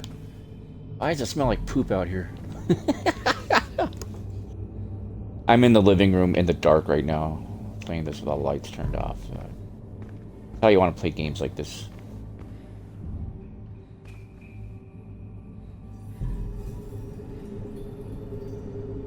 See, my thing is, I want to find out what order I could put those pictures in. Oh, this is the dark room, so there's more pictures in here. Right? So how do I turn that off?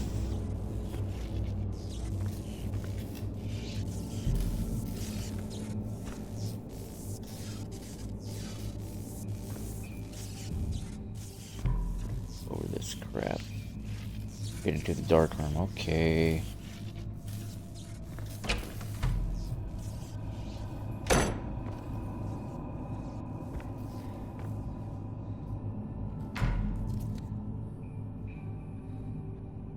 Maybe I should take note of that.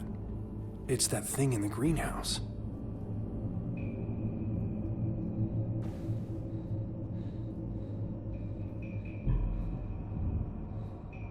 Glad I didn't do that.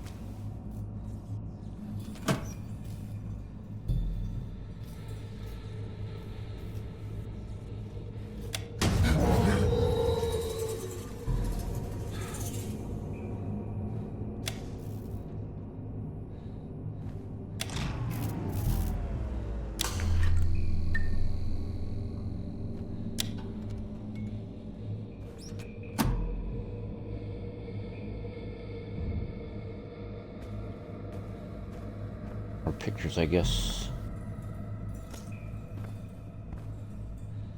Looks like something's stuck here.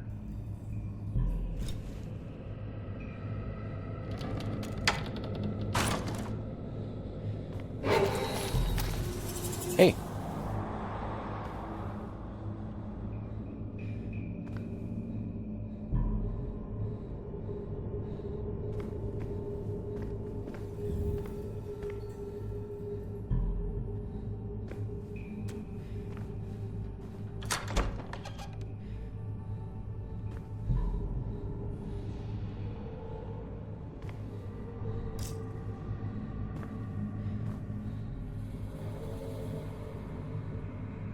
Five pictures overall, right? Look at the third one.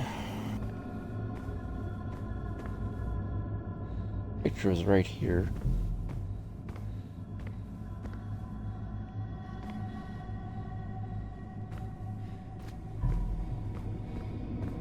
Where the other picture went. Whatever ran past here knocked it loose, so it's probably over here somewhere.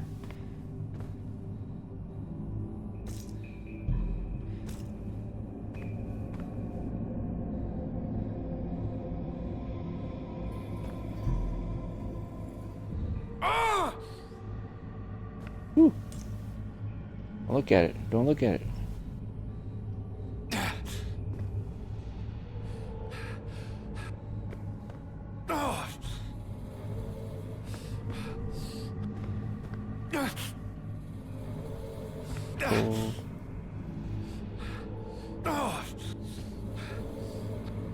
Symbols are killing me.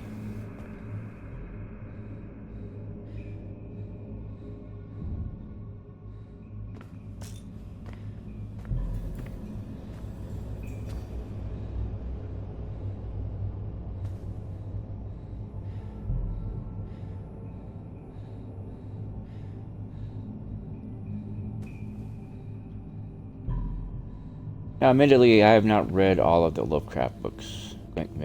Getting back to Lovecraft again. Oh, what I was saying earlier, though, people nowadays, this generation, they apparently, the woke generation, of course, discovered that H.P. Lovecraft, along with being a great horror story writer, science fiction writer, he was also, of course, a product of the 1920s, 1930s, early 1900s. Guy was quite the racist, like literally. The guy had derogatory things to say about every race that was not the white race. This is truth. This is fact. Every Lovecraft fan knows this. He was like the South Park of his generation, of his time. He was out to offend everybody. One of the tablets started glowing when I neared the altar. I suspect the blank ones are missing something.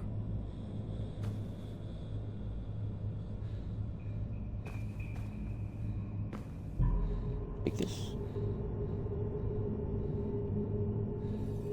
How do I focus on those ones out there if it'll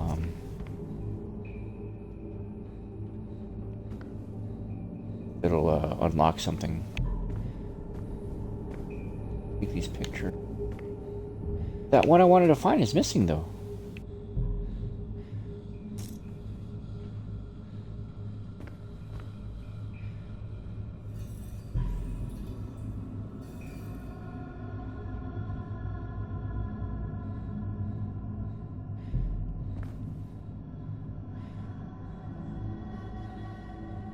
Directly at it. Hurt me. But anyway, yeah,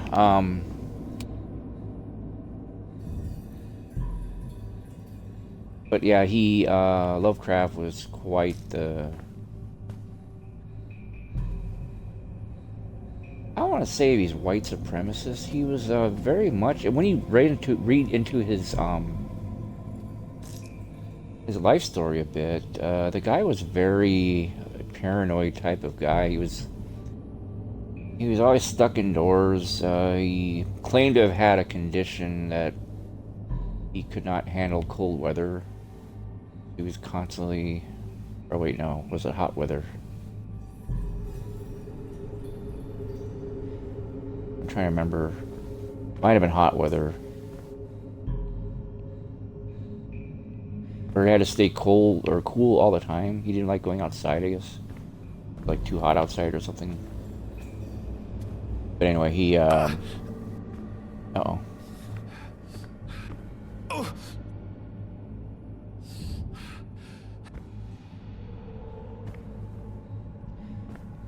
Find that picture.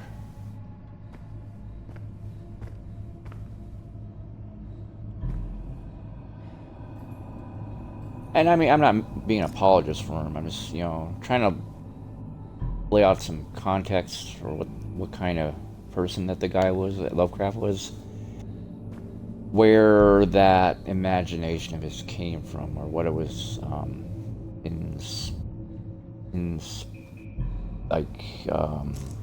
influenced by or inspired by. He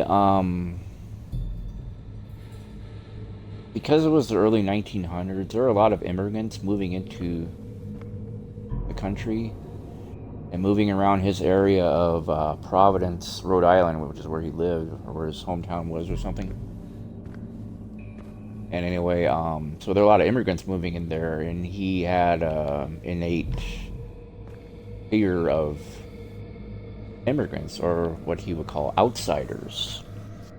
And the theory goes is that his fear of outsiders is what ultimately influenced his work, inspired him to write about the so-called outer gods, the great old ones.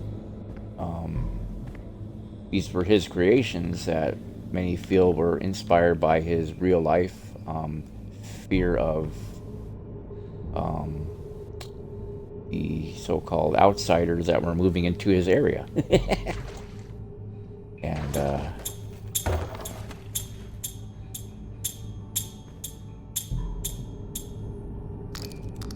oh, that's not spooky at all, is it? Bastard, I'll turn it on. What's this? Time is not... Time is not linear, is it? Or maybe time is a flat circle, a petri dish poked by gigantic fingers. We are the bacteria, are we? I keep seeing things outside of my time. It makes things difficult with my family. I've locked myself down here with blank photo paper and chemicals. I'm able to make my visions manifest. I can project such sights. I see a space vessel heading towards a red planet.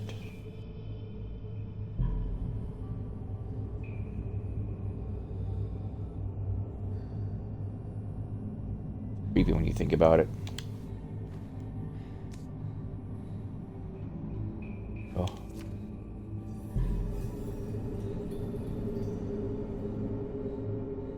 Are those people flying out of the ship? It's the Cyrano. It's the Manticore logo. It definitely looks like the Cyrano. Eat that.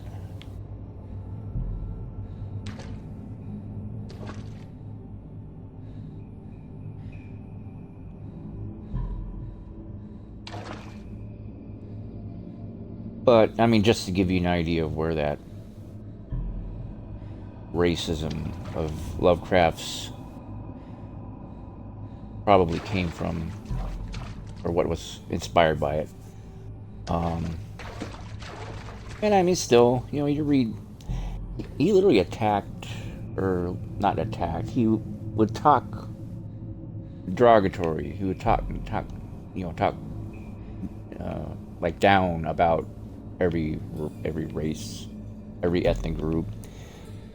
Portuguese, black folk especially. He even, believe it or not, spoke derogatorily about my people, like Eskimos. This is true. It was a passage in his big story, The Call of Cthulhu. And at one point he talked about the degenerate Eskimos, as he put it. Us degenerate Eskimos, we had certainly had our own likenesses of Cthulhu in our primitive culture.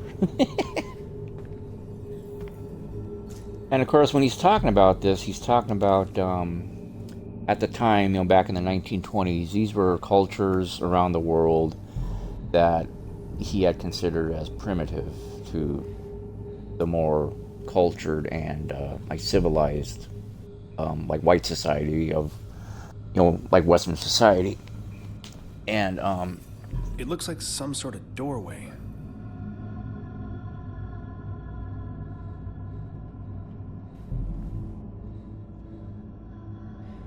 And what all this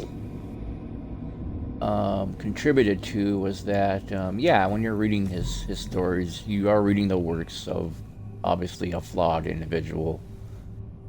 He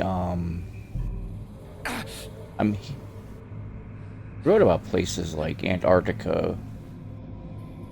At the time, very little was known about it because Antarctica was, I mean, not many people went there, you know. By this thing. Run, run, run, run, run. Okay, do I have the 5 pictures? Let's see. Start with the first one. And we're going by the timestamps, okay? I figured that much out about this puzzle. So we go earliest to latest. So the spacecraft goes here. It's the Cyrano.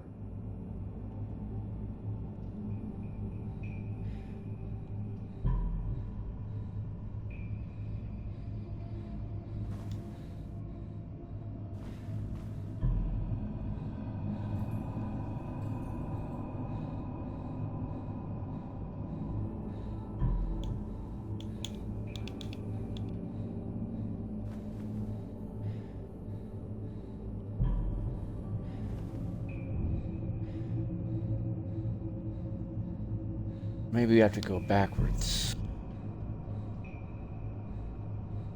Which would be this one.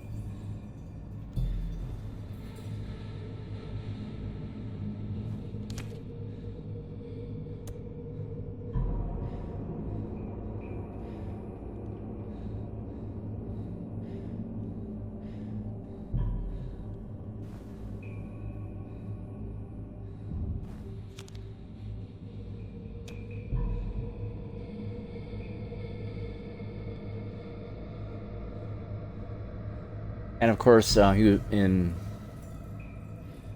Lovecraft was referring to Antarctica, of course, that became the main location for his probably his most famous. It was almost a novel. It was At the Mountains of Madness, which is set in Antarctica. And of course, At the Mountains of Madness, the title of that book obviously is an influence on this game, Moons of Madness. So, you know, you can kind of see how Lovecraft influenced an entire generation of modern horror and science fiction. So while the guy, yes, was obviously probably quite the asshole in real life, I mean, he still was able to produce very great literary works, which over time grew from a cult following to an actual industry. Now you've got like Netflix shows called. There's that one Netflix show called was it Lovecraft Country? I haven't seen that one yet. I want to check it out though. And then there's a video game I have on my Xbox right now. It's called Tesla versus Lovecraft, which is like a Robotron type game, and I want to maybe check that out before the Halloween season's up. Let's go backwards in the timestamps till we get them right.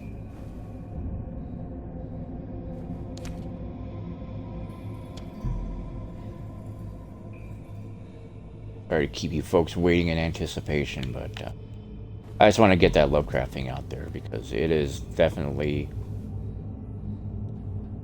very related to this game. This game takes heavy influence from Lovecraft, which is not a bad thing. That's pretty damn good actually, because it really sets the tone for this game, makes it that much more creepier,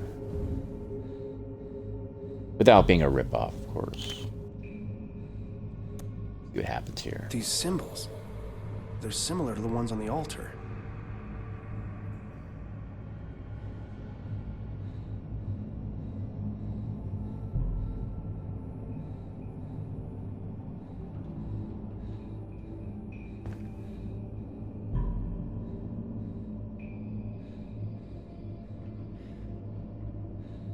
One of the tablets started glowing when I neared the altar.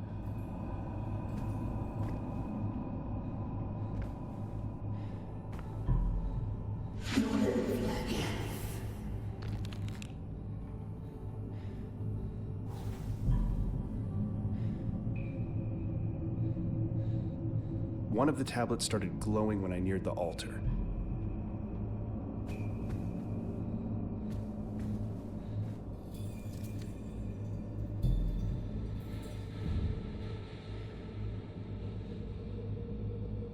Robots and DMOs are far too small. They stare fixedly. What is the clue there?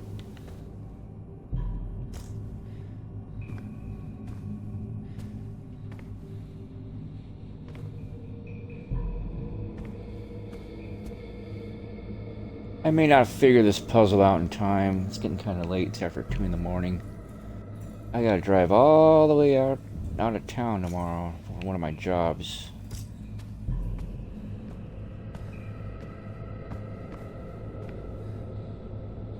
Is there a sequence I'm supposed to look at these things?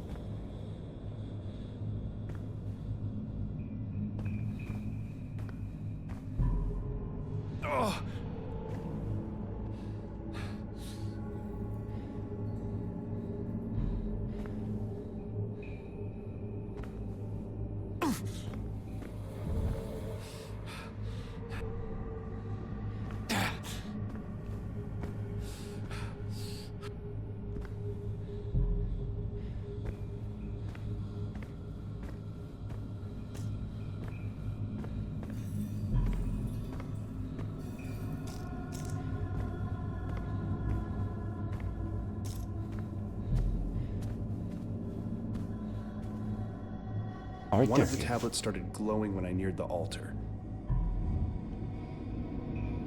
E square K-A. E square K-A.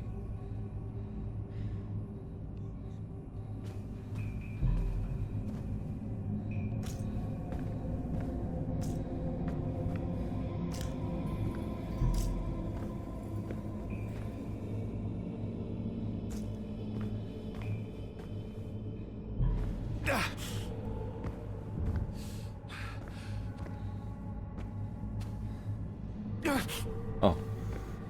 Wait for it to turn red? Afraid it might kill me.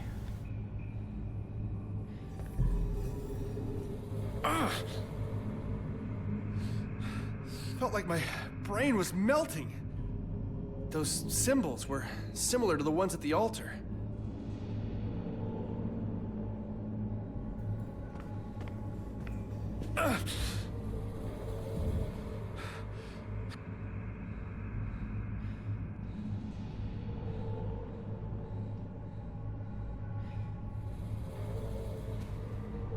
Both red.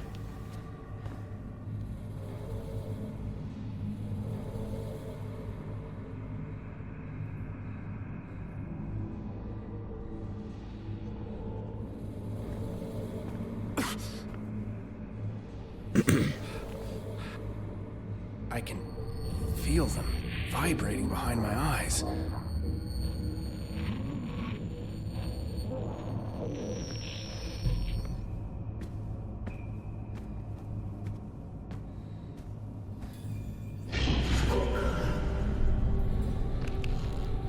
Hey, it's like a Necronomicon book. Yes, little one.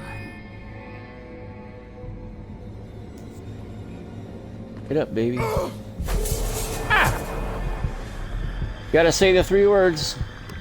Platu Vrata Nikto. That is a movie quote. I will give you a virtual hug if you can figure out that movie quote. What movie it came from.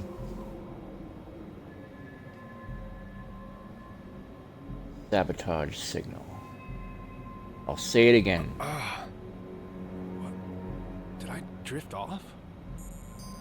That dream. God, it felt so real. The hair on the back of my neck is still standing on end.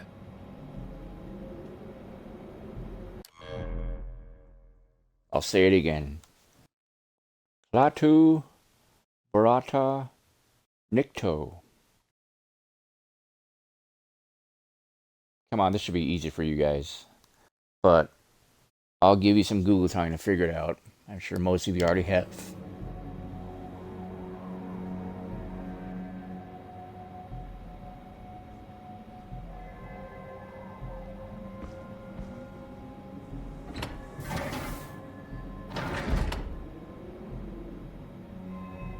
My oxygen levels are already full.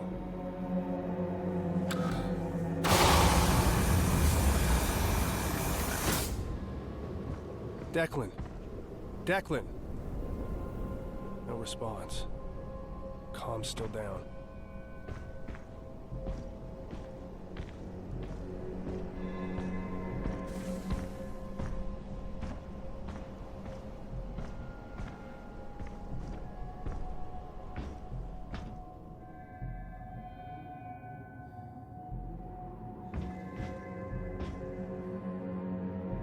All right.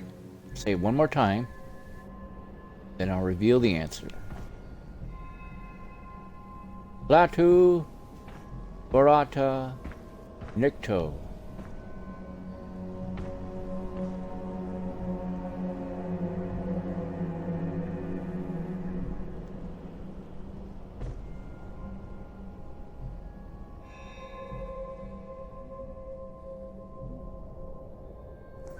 Six. 4.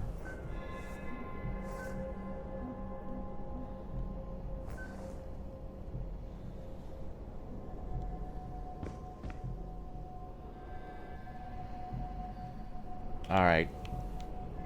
Platu Varata Nikto. You guessed. Army of Darkness. 1992. You would be correct. Army of Darkness. The unofficial title of the movie obviously is Evil Dead 3. It was changed at the last minute for, I believe, reach a larger movie audience. They wanted to make it more accessible, not as scary, I guess, to because Evil Dead 2 was at the time still notoriously freaking both super scary and super hilarious. Instant movie classic. Movie star Bruce Campbell. Well, the entire trilogy starred Bruce Campbell. He was in Evil Dead 1, Evil Dead 2, and Army of Darkness, aka Evil Dead 3. Bruce Campbell was the star of them all, and the man is super hilarious in all three of them. As the trilogy progressed, they inserted more comedy into them. And the director of those three films was a guy named Sam Raimi. Those of you probably heard of his more popular works, the original, Spider-Man trilogy, starring Tobey Maguire.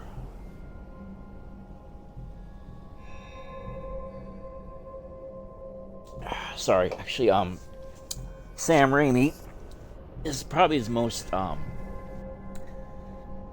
recognizable trademark in his films are his crazy camera angles.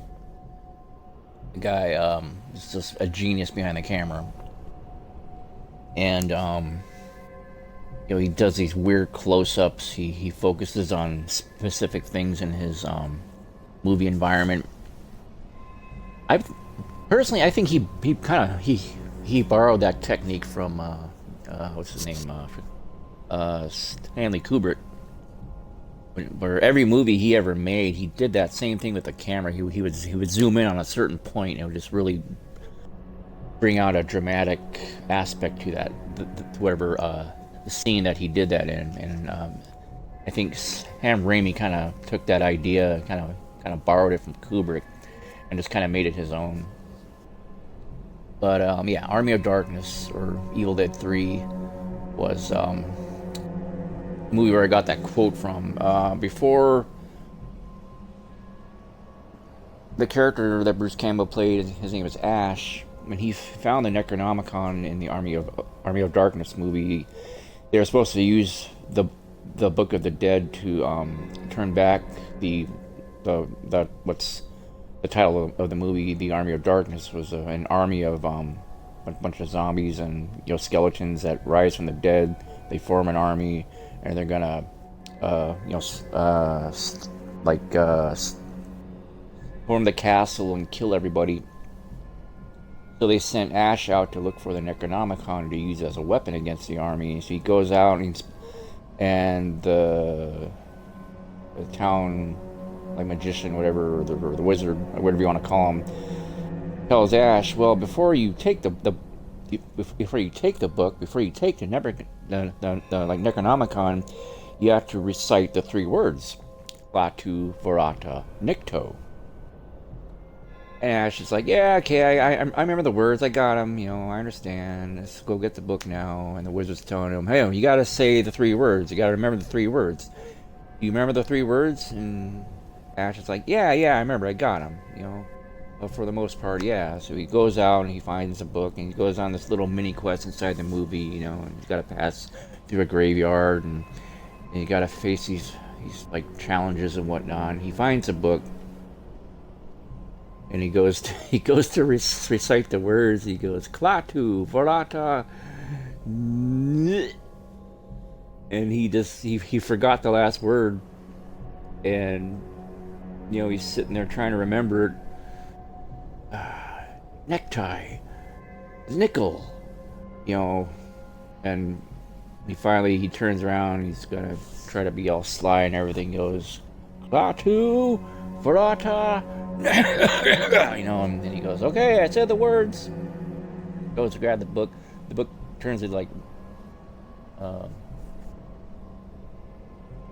bunch of teeth or something, and then starts attacking him and everything. It's so funny. I haven't seen that movie in a while, so I don't know if I described it correctly all the way, but that's close enough. You get the idea. Anyway, we are looking at this M90 Badgers, a geological survey vehicle from Manticore's M90 series with mineral breakdown and terrain bypass capabilities. Runs on a modular power cell, Warning, engine malfunction detected. Power up the digger to connect. It's got no power. We gotta go find a battery. And you know what? I know you hate it when I say this, but I'm looking at maybe calling it a night here. 2:30 in the morning. I gotta get up in 5.5 hours, get the kids ready for school. Then I gotta drive all the way out of town to meet up with my first customer of the day. My wife and I got plans. We gotta go get some meds for a baby boy. He's, like I said earlier, he's not feeling good. He's got the RSV, which is not a good thing for little babies to have. It's like a respiratory virus. They swatted him for that the other day. Thank goodness he doesn't have COVID or the flu or something. RSV, while it is definitely not good for babies. It is thankfully treatable, especially if you catch it early. We're hoping he gets over it on his own, but if not, we're gonna have to maybe take him to get some medicine, antibiotics or something. He doesn't. Oh wait, right there, the password, 7357. Okay. Needless to say, it's been a stressful past week or so. I have not been a happy camper. Nothing worse than seeing your kid feeling all sick and miserable, you know.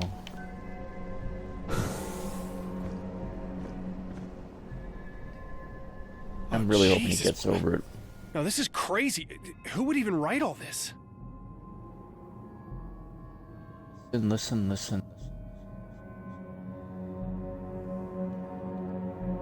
Kind of reminds me of all work and no play makes Jack a dull boy. All work and no play makes Jack a dull boy. That is another movie quote.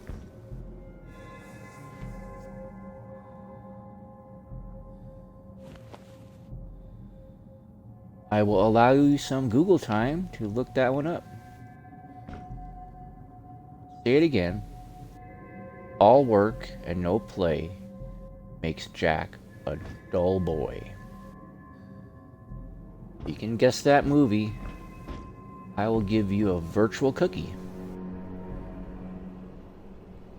While you're looking that up, I'm gonna turn it back on.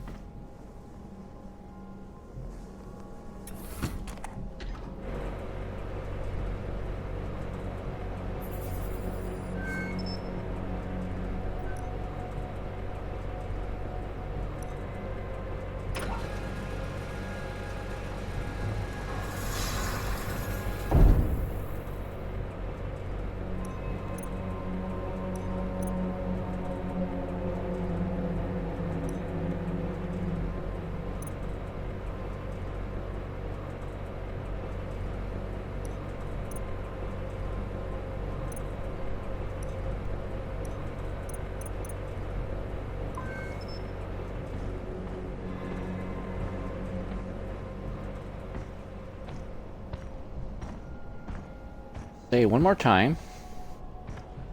All work and no play makes Jack a dull boy.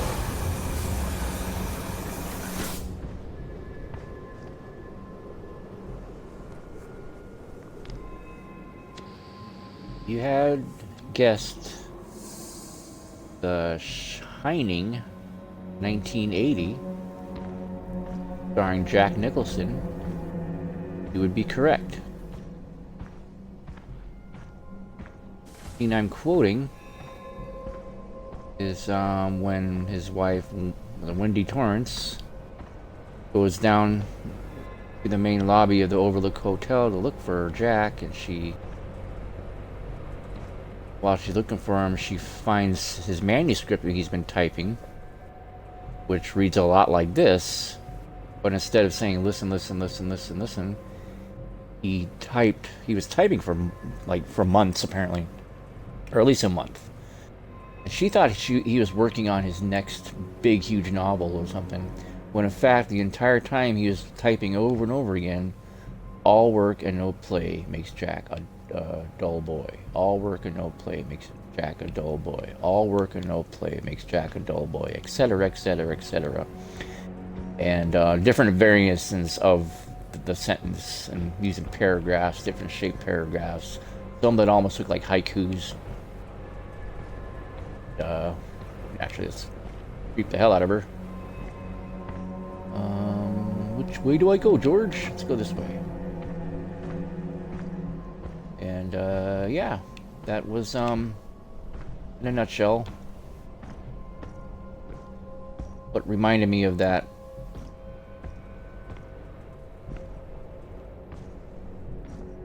Part of the movie was what we discovered in there. All the writing on the wall.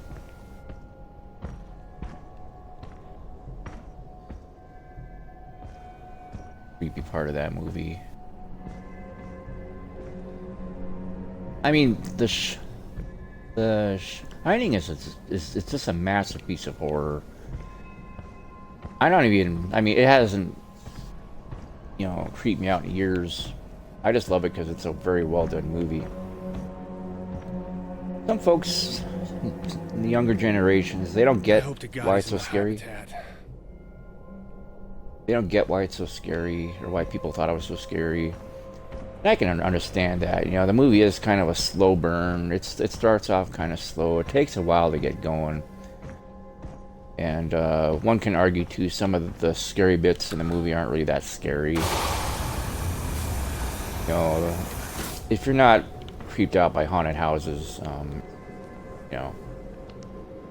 it's essentially what that movie is, like a haunted house story. And there's also different theories about that movie. The theories that when Stanley Kubrick basically made his version of The Shining, which is a very big departure from Stephen King's version. He's the guy who originally wrote the book and the story. Stanley Kubrick, apparently he didn't want to make just a adaptation of the book, like retelling the book. He wanted to kind of make his own version of the book, of the story. And he had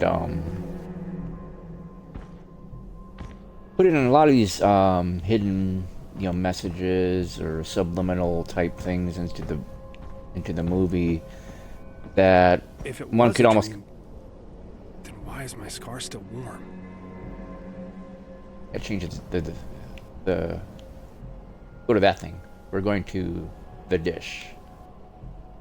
We gotta find a way up there.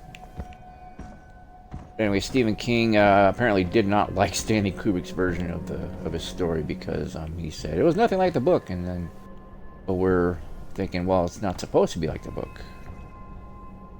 It's supposed to be like Stanley Kubrick's version of the story. And like I was saying a little bit ago, he put these little Easter egg, what we call nowadays Easter eggs, into the book, or into the movie, like these subtle hints. Like there's a part where what's his name, Dick Halloran was driving up to the Overlook because little Danny Torrance, the little boy in the movie, has the Shining, like a really strong talent of a psychic ability, had called out to Dick Halloran to come help him, come save them from the hotel, which is being all haunted and stuff. And there's a part where Dick Halloran, he's driving through this big heavy snowstorm. Okay, one stack of rocks, fine. This though, Declan is either really bored or somebody, I don't know. Let's just hope he has too much time on his hands. Anyway, as Dick Halloran is driving, he passes a serious car accident. A big 18-wheeler truck had crashed and fell on top of a little like a little Volkswagen Beetle car. apparently it's the same color, the same style of Volkswagen that, you know, Stephen King had owned at the time.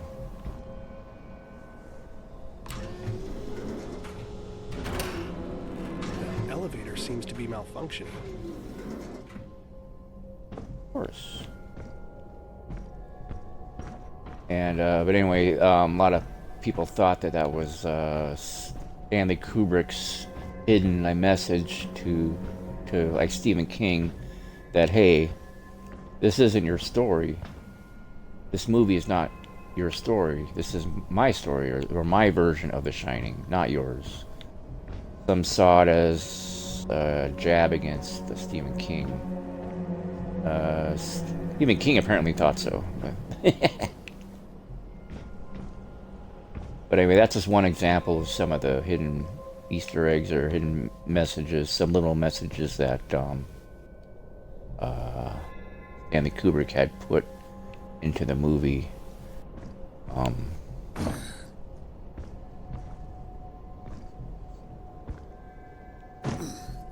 Going the right way or not, but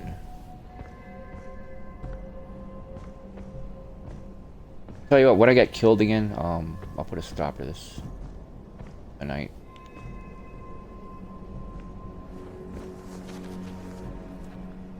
All about progress years. Finally making progress of sorts. Finding, what are we looking for? Okay, we're up here now.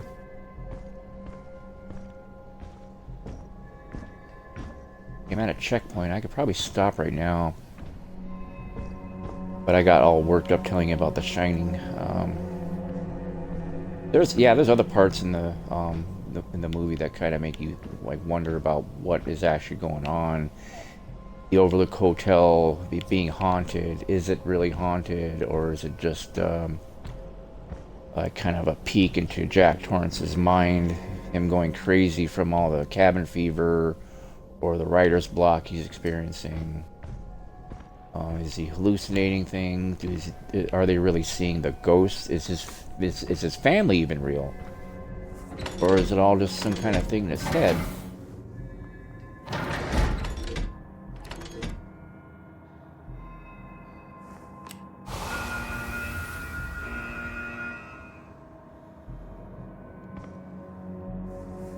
Up my air here.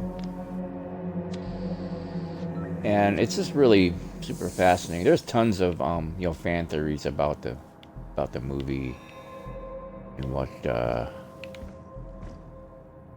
what was what is that? What was what was Kubrick really trying to say in his film, in The Shining? Because Declan, you here? Declan, it's empty? Declan! Damn it, where are you? Don't freak out. Just find out where he is. Every Kubrick movie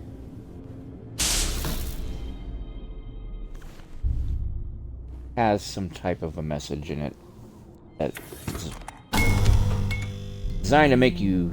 This place. It shows he was right. Jesus, I didn't know it was like this. How does he live like this? Designed to make you think outside the box, so to speak. Going all the way back to... I bought this old movie of his over the weekend, or last week, called Paths of Glory. It was a World War I movie that he did, that Stanley Kubrick directed. And I mean, he had parts of that movie where I was just like... it was more of just a war movie. It wasn't as cerebral, I think, as, like, for example, 2001 Space Odyssey. Okay, we're gonna look at this. Daily log, entry 361. There's a guy, our hero, his buddy, Declan Delapore. The guy who was talking on the radio to him in the previous live stream I did this game. Apparently it's this personal log on this computer.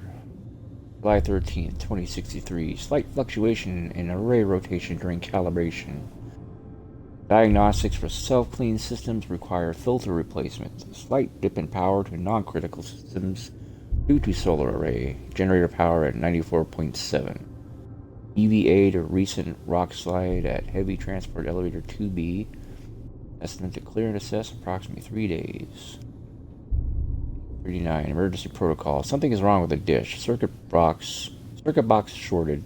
No prior warning. Just sparks flying mid-transmission. Yeah, there was a sandstorm, but we've never seen a blackout like that. Circuit's fried while I'm sitting there. Had to manually reboot the backup generators servers. Should have automatically engaged. I don't know. New Toto, I guess. New to do, I guess. Temporarily reroute circuit boxes. Run a biogauge scan. Manually calibrate satellite dish. All personnel, due to recent sandstorm or servo malfunction caused site-wide communications to be down for several hours. Backup servers have been activated and will function as a new primary communication network, though at a significantly reduced intensity and radius. Chief Engineer Shane Newhart has been informed damage will be passed with circuit errors. Until then, expect intermittent comms interruptions while the network is re-established. Recent comm log. That doesn't make any sense.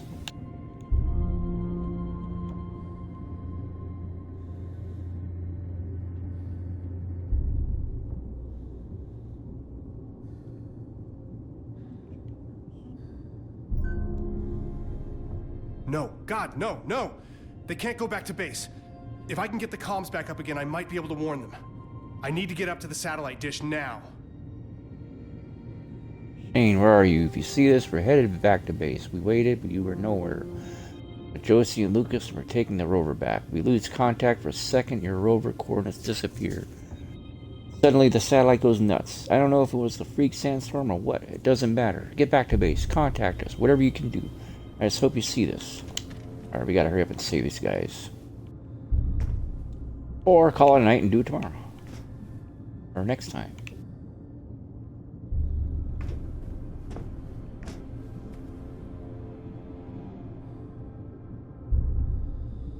Blood.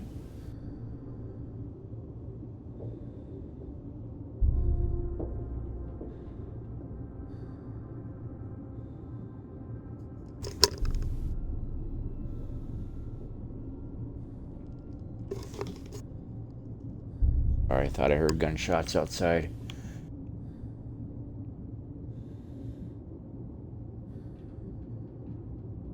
Shit, this is bad.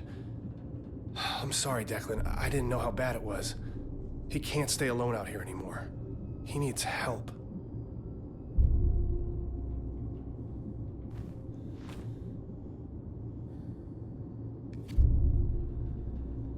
Declan, write of your fantastic adventures. Dad. Dad gave this to me. We had this little 12 by 10 by 10 case of personal effects that we could seal up before launch, and I almost left this behind, but it helps to write sometimes. Not sure why lying bothers me so much. My dad, my sister, they still think I'm freezing my ass off for climate studies in Antarctica. I don't know about fantastic adventures, Father dearest, but last night I dreamed I was on one of those celebrity dance shows. My partner was Katharine Hepburn, and we won even though she was obviously dead.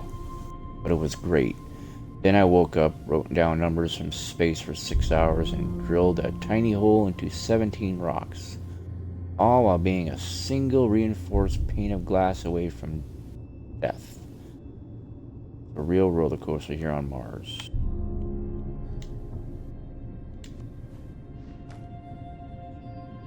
Obviously. Drawing those moons of madness. Kind of a cool logo. Game. Here's a toilet.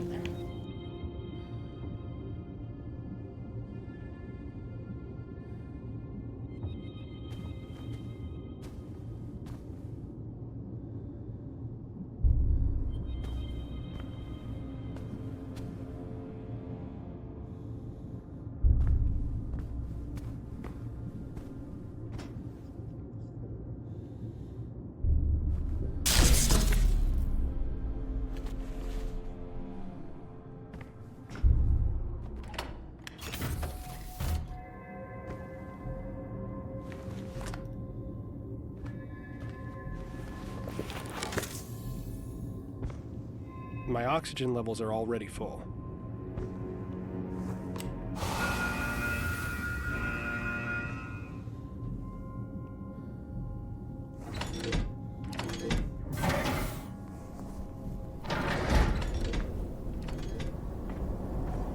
Get up there somehow.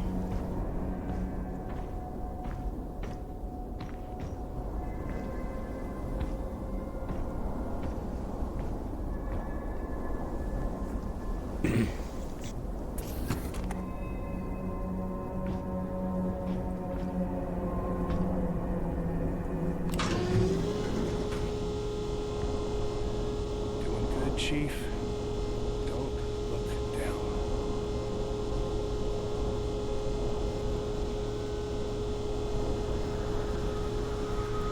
Whoa, what is that? Holy shit! No. Oh my god, please just be a meteor. Oh my god. What was that? Is that supply ship they were waiting on?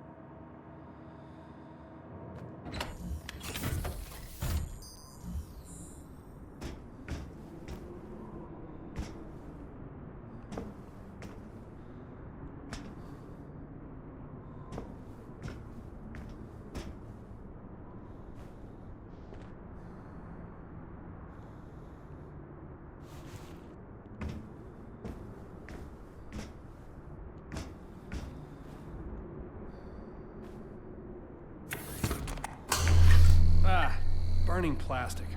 Definitely a short in the system.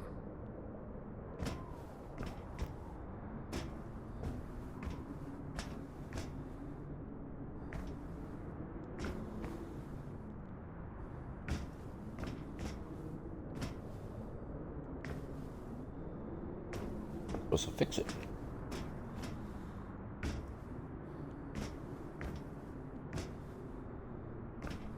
Like a couple of big, ginormous HDMI ports right there.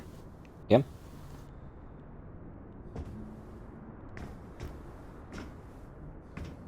Short in the system. What am I supposed to do about it?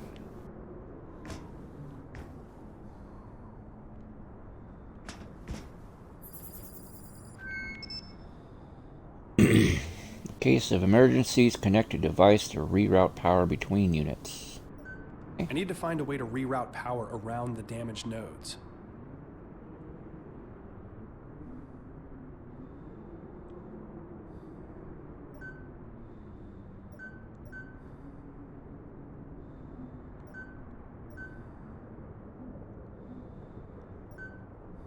Everybody loves this game.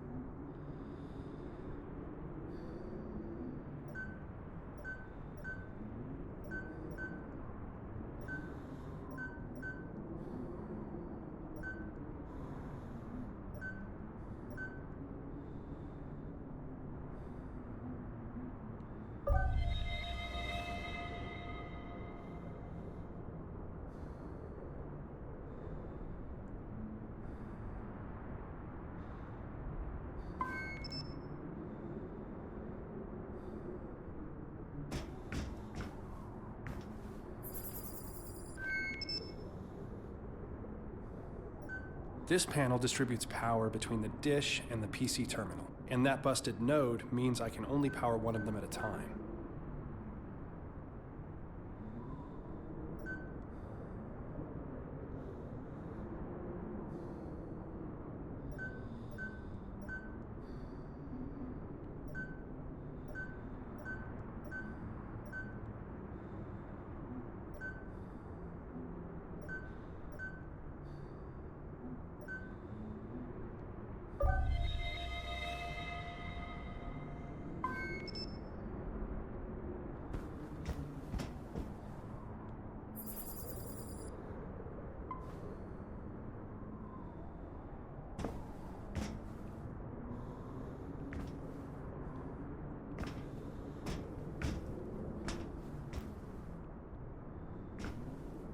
Other one.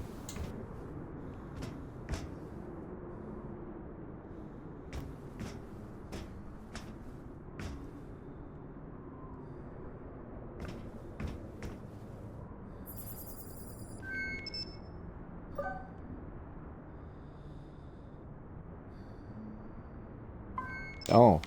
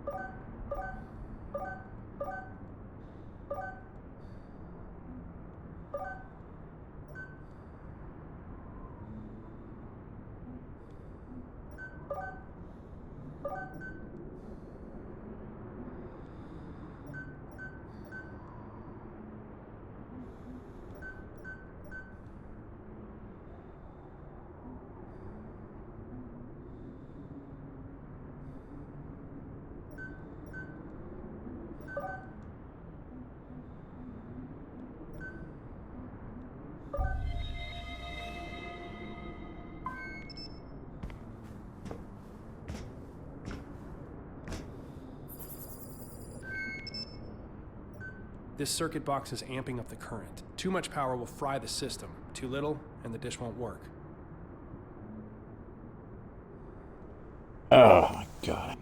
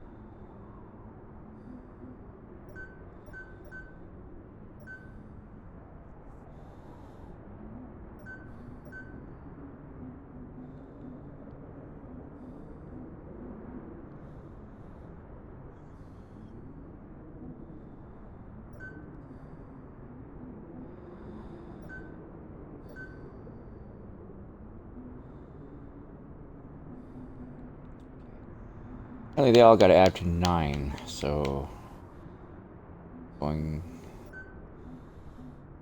3, 4, 6.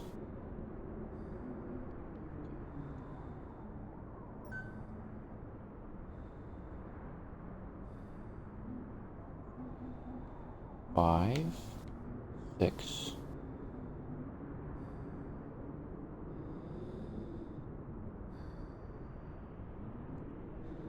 I'm tired of puzzles. Too late for puzzles.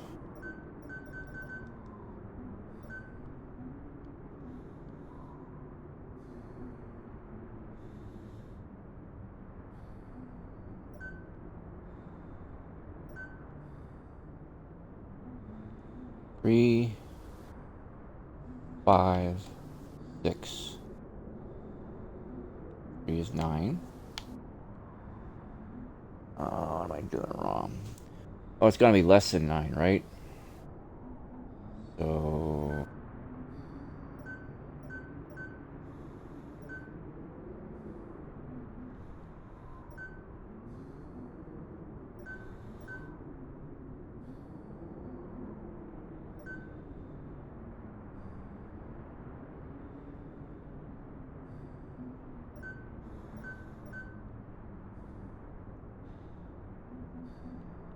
3, 2, 5 is 8.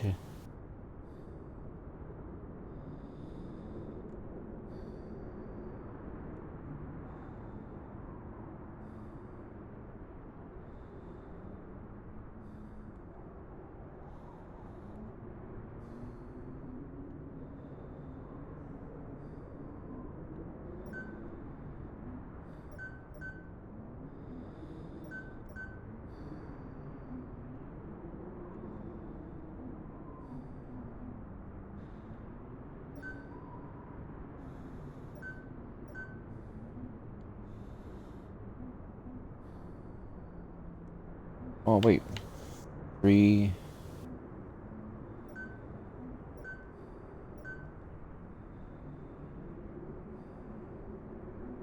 4,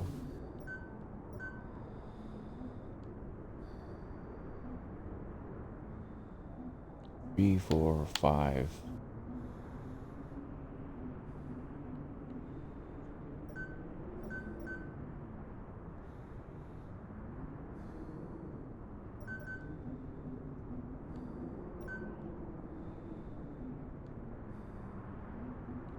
3, 4, 5, 7.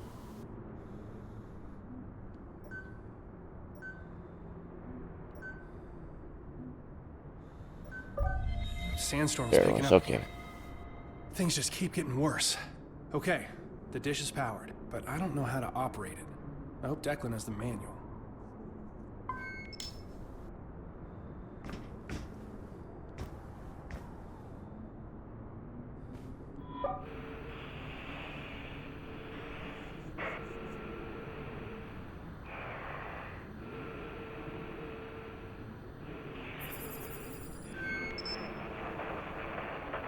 Communications module for the Angelus Mark IV. For security reasons, broadcast signals are encrypted.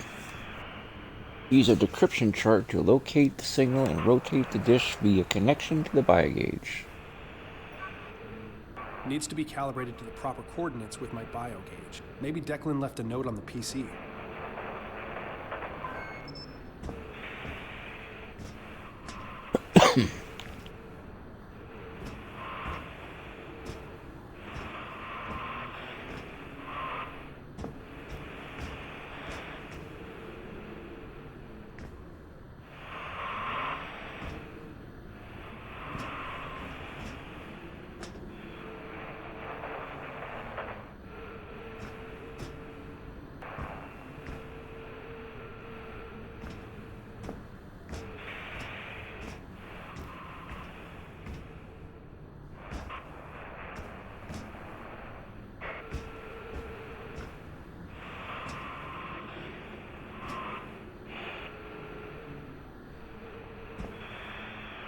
Oh my god. What PC? What do I have to do?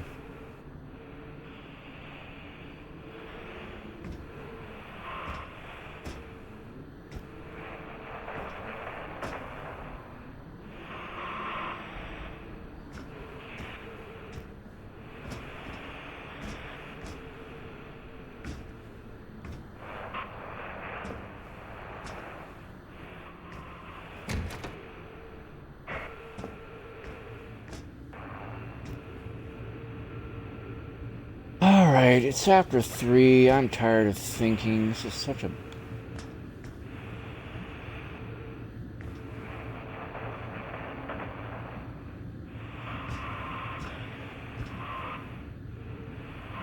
I have to go back. Unlock the door.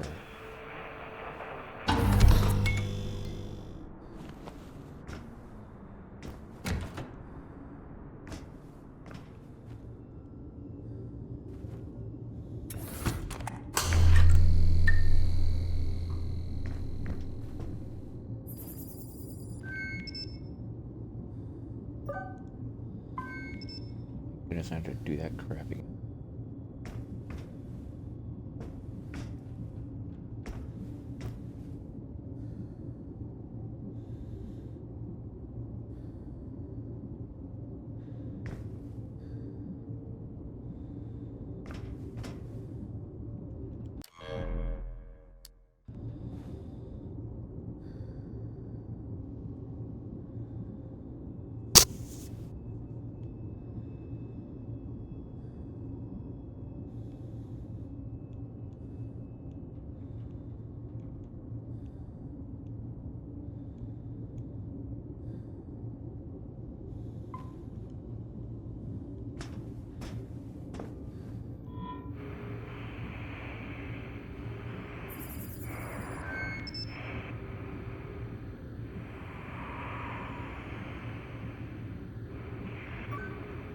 Needs to be calibrated to the proper coordinates with my bio gauge. Maybe Declan left a note on the PC.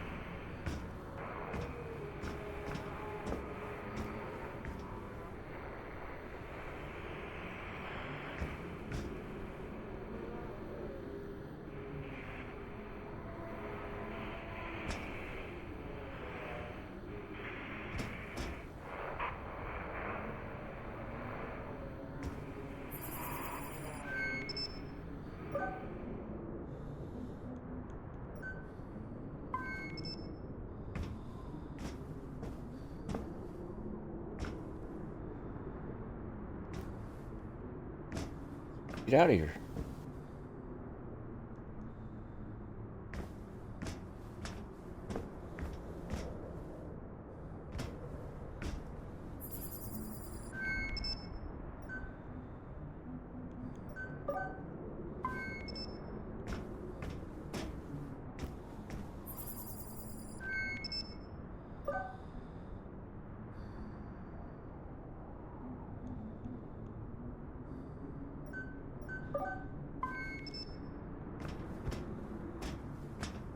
Okay.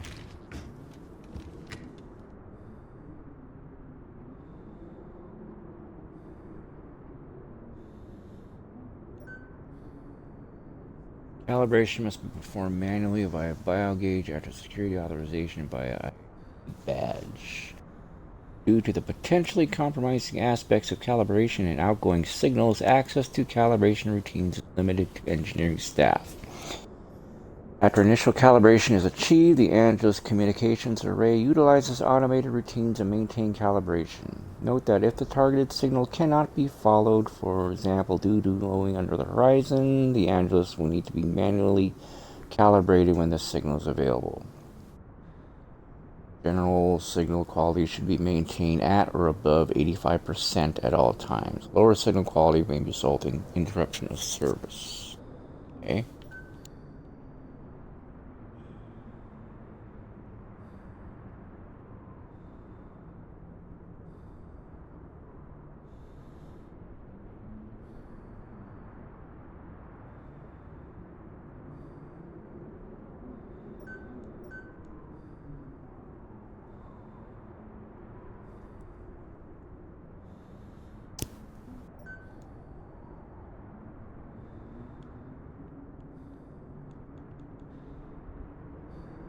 %.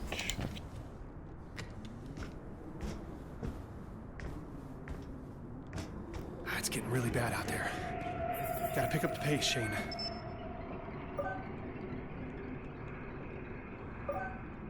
Powered up. I hope I'm not too late.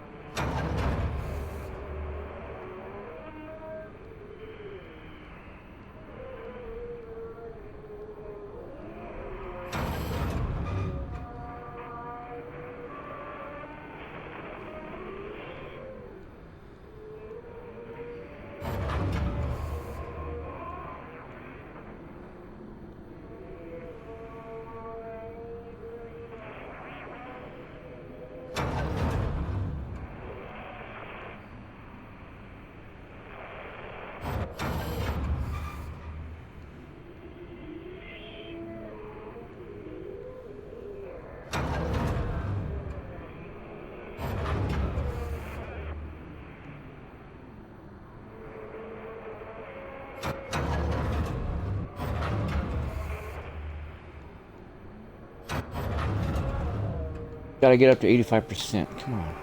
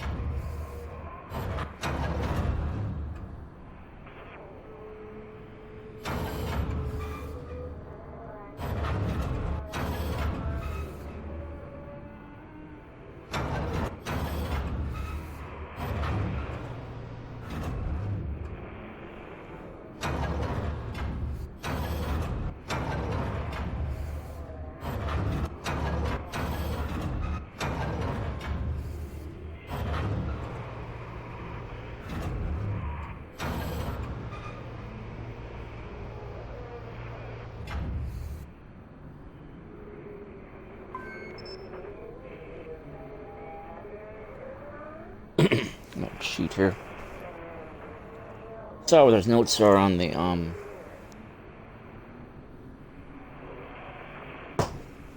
computer.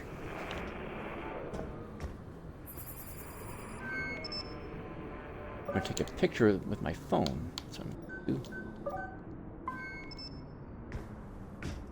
I'm trying to memorize it.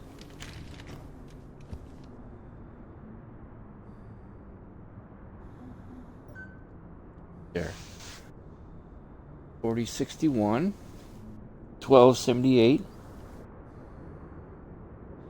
minus 158.43.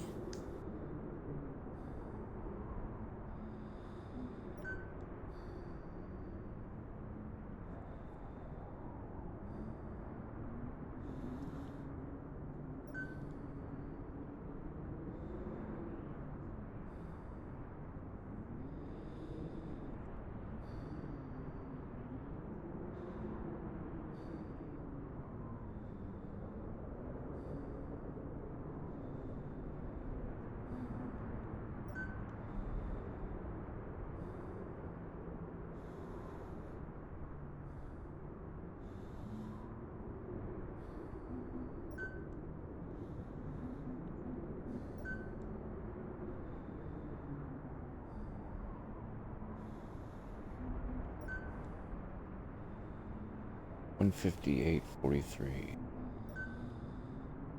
Chatterbox equals comm relay satellite. 1 minus 158.43. Minus 158.43.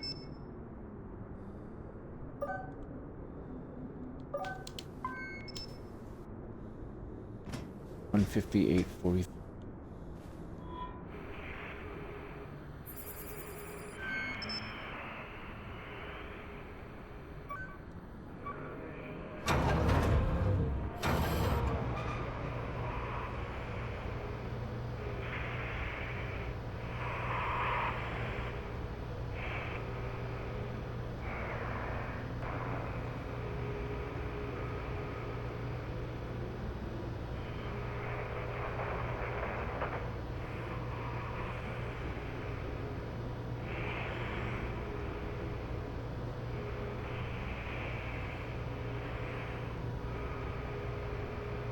Minus 158.43 was the chatterbox frequency for the base.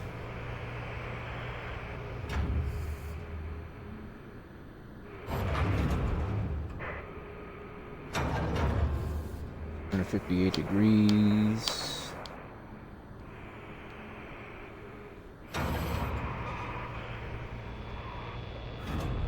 See?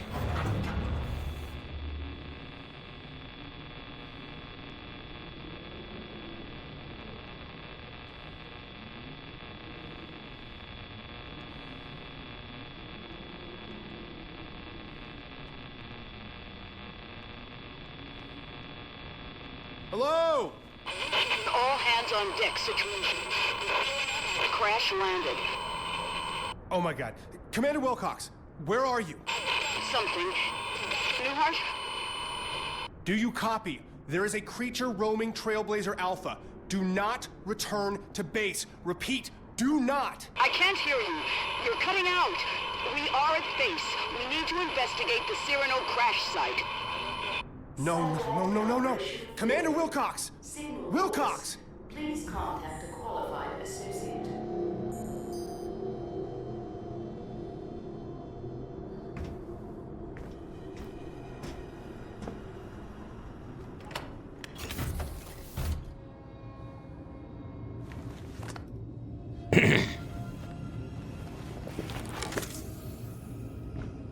My oxygen levels are already full.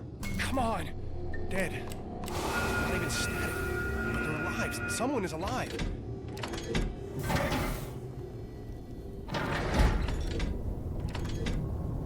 Beings from dust.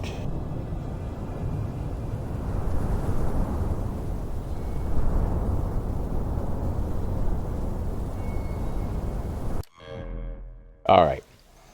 Great stopping point, folks. It's getting really late here. It's about 3:30-ish almost, 3:25. I do have to work in the morning. Gotta take the kids to school in the morning. Gotta call the hospital for my little baby boy. Get him to feel better. Well, this was certainly a productive night. I feel like we definitely advanced the story quite a bit, made some progress here.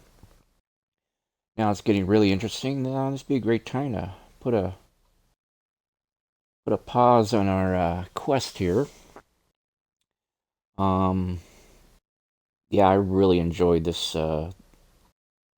bunch of chapters that we played through. Really brought out a lot of the Lovecraftian type of inspiration that they obviously took from the man's work to make this game into what it is. Which so far, I think it tells a pretty darn good story. Certainly comparable to Blair Witch. I'm still trying to figure out which one is more creepier. I do love the science fiction aspect of this and the cryptic cult or occult things aspects of the story that we're reading into. I love how it tells the whole story through notes that you find and read, and I know it's not the first game to do that, but um, certainly this one has done well so far. I do plan on trying to finish this game here in the near future. Maybe the next live stream we do might see the conclusion to this one. But anyway, anybody who was watching, thank you for watching. I do appreciate the audience as always. Um, Folks had some fun watching this, whoever might have been. Anyway, tomorrow's another day. Hope you folks have a good one. Until then, I will see you on the flip side, and I am out of here. Peace.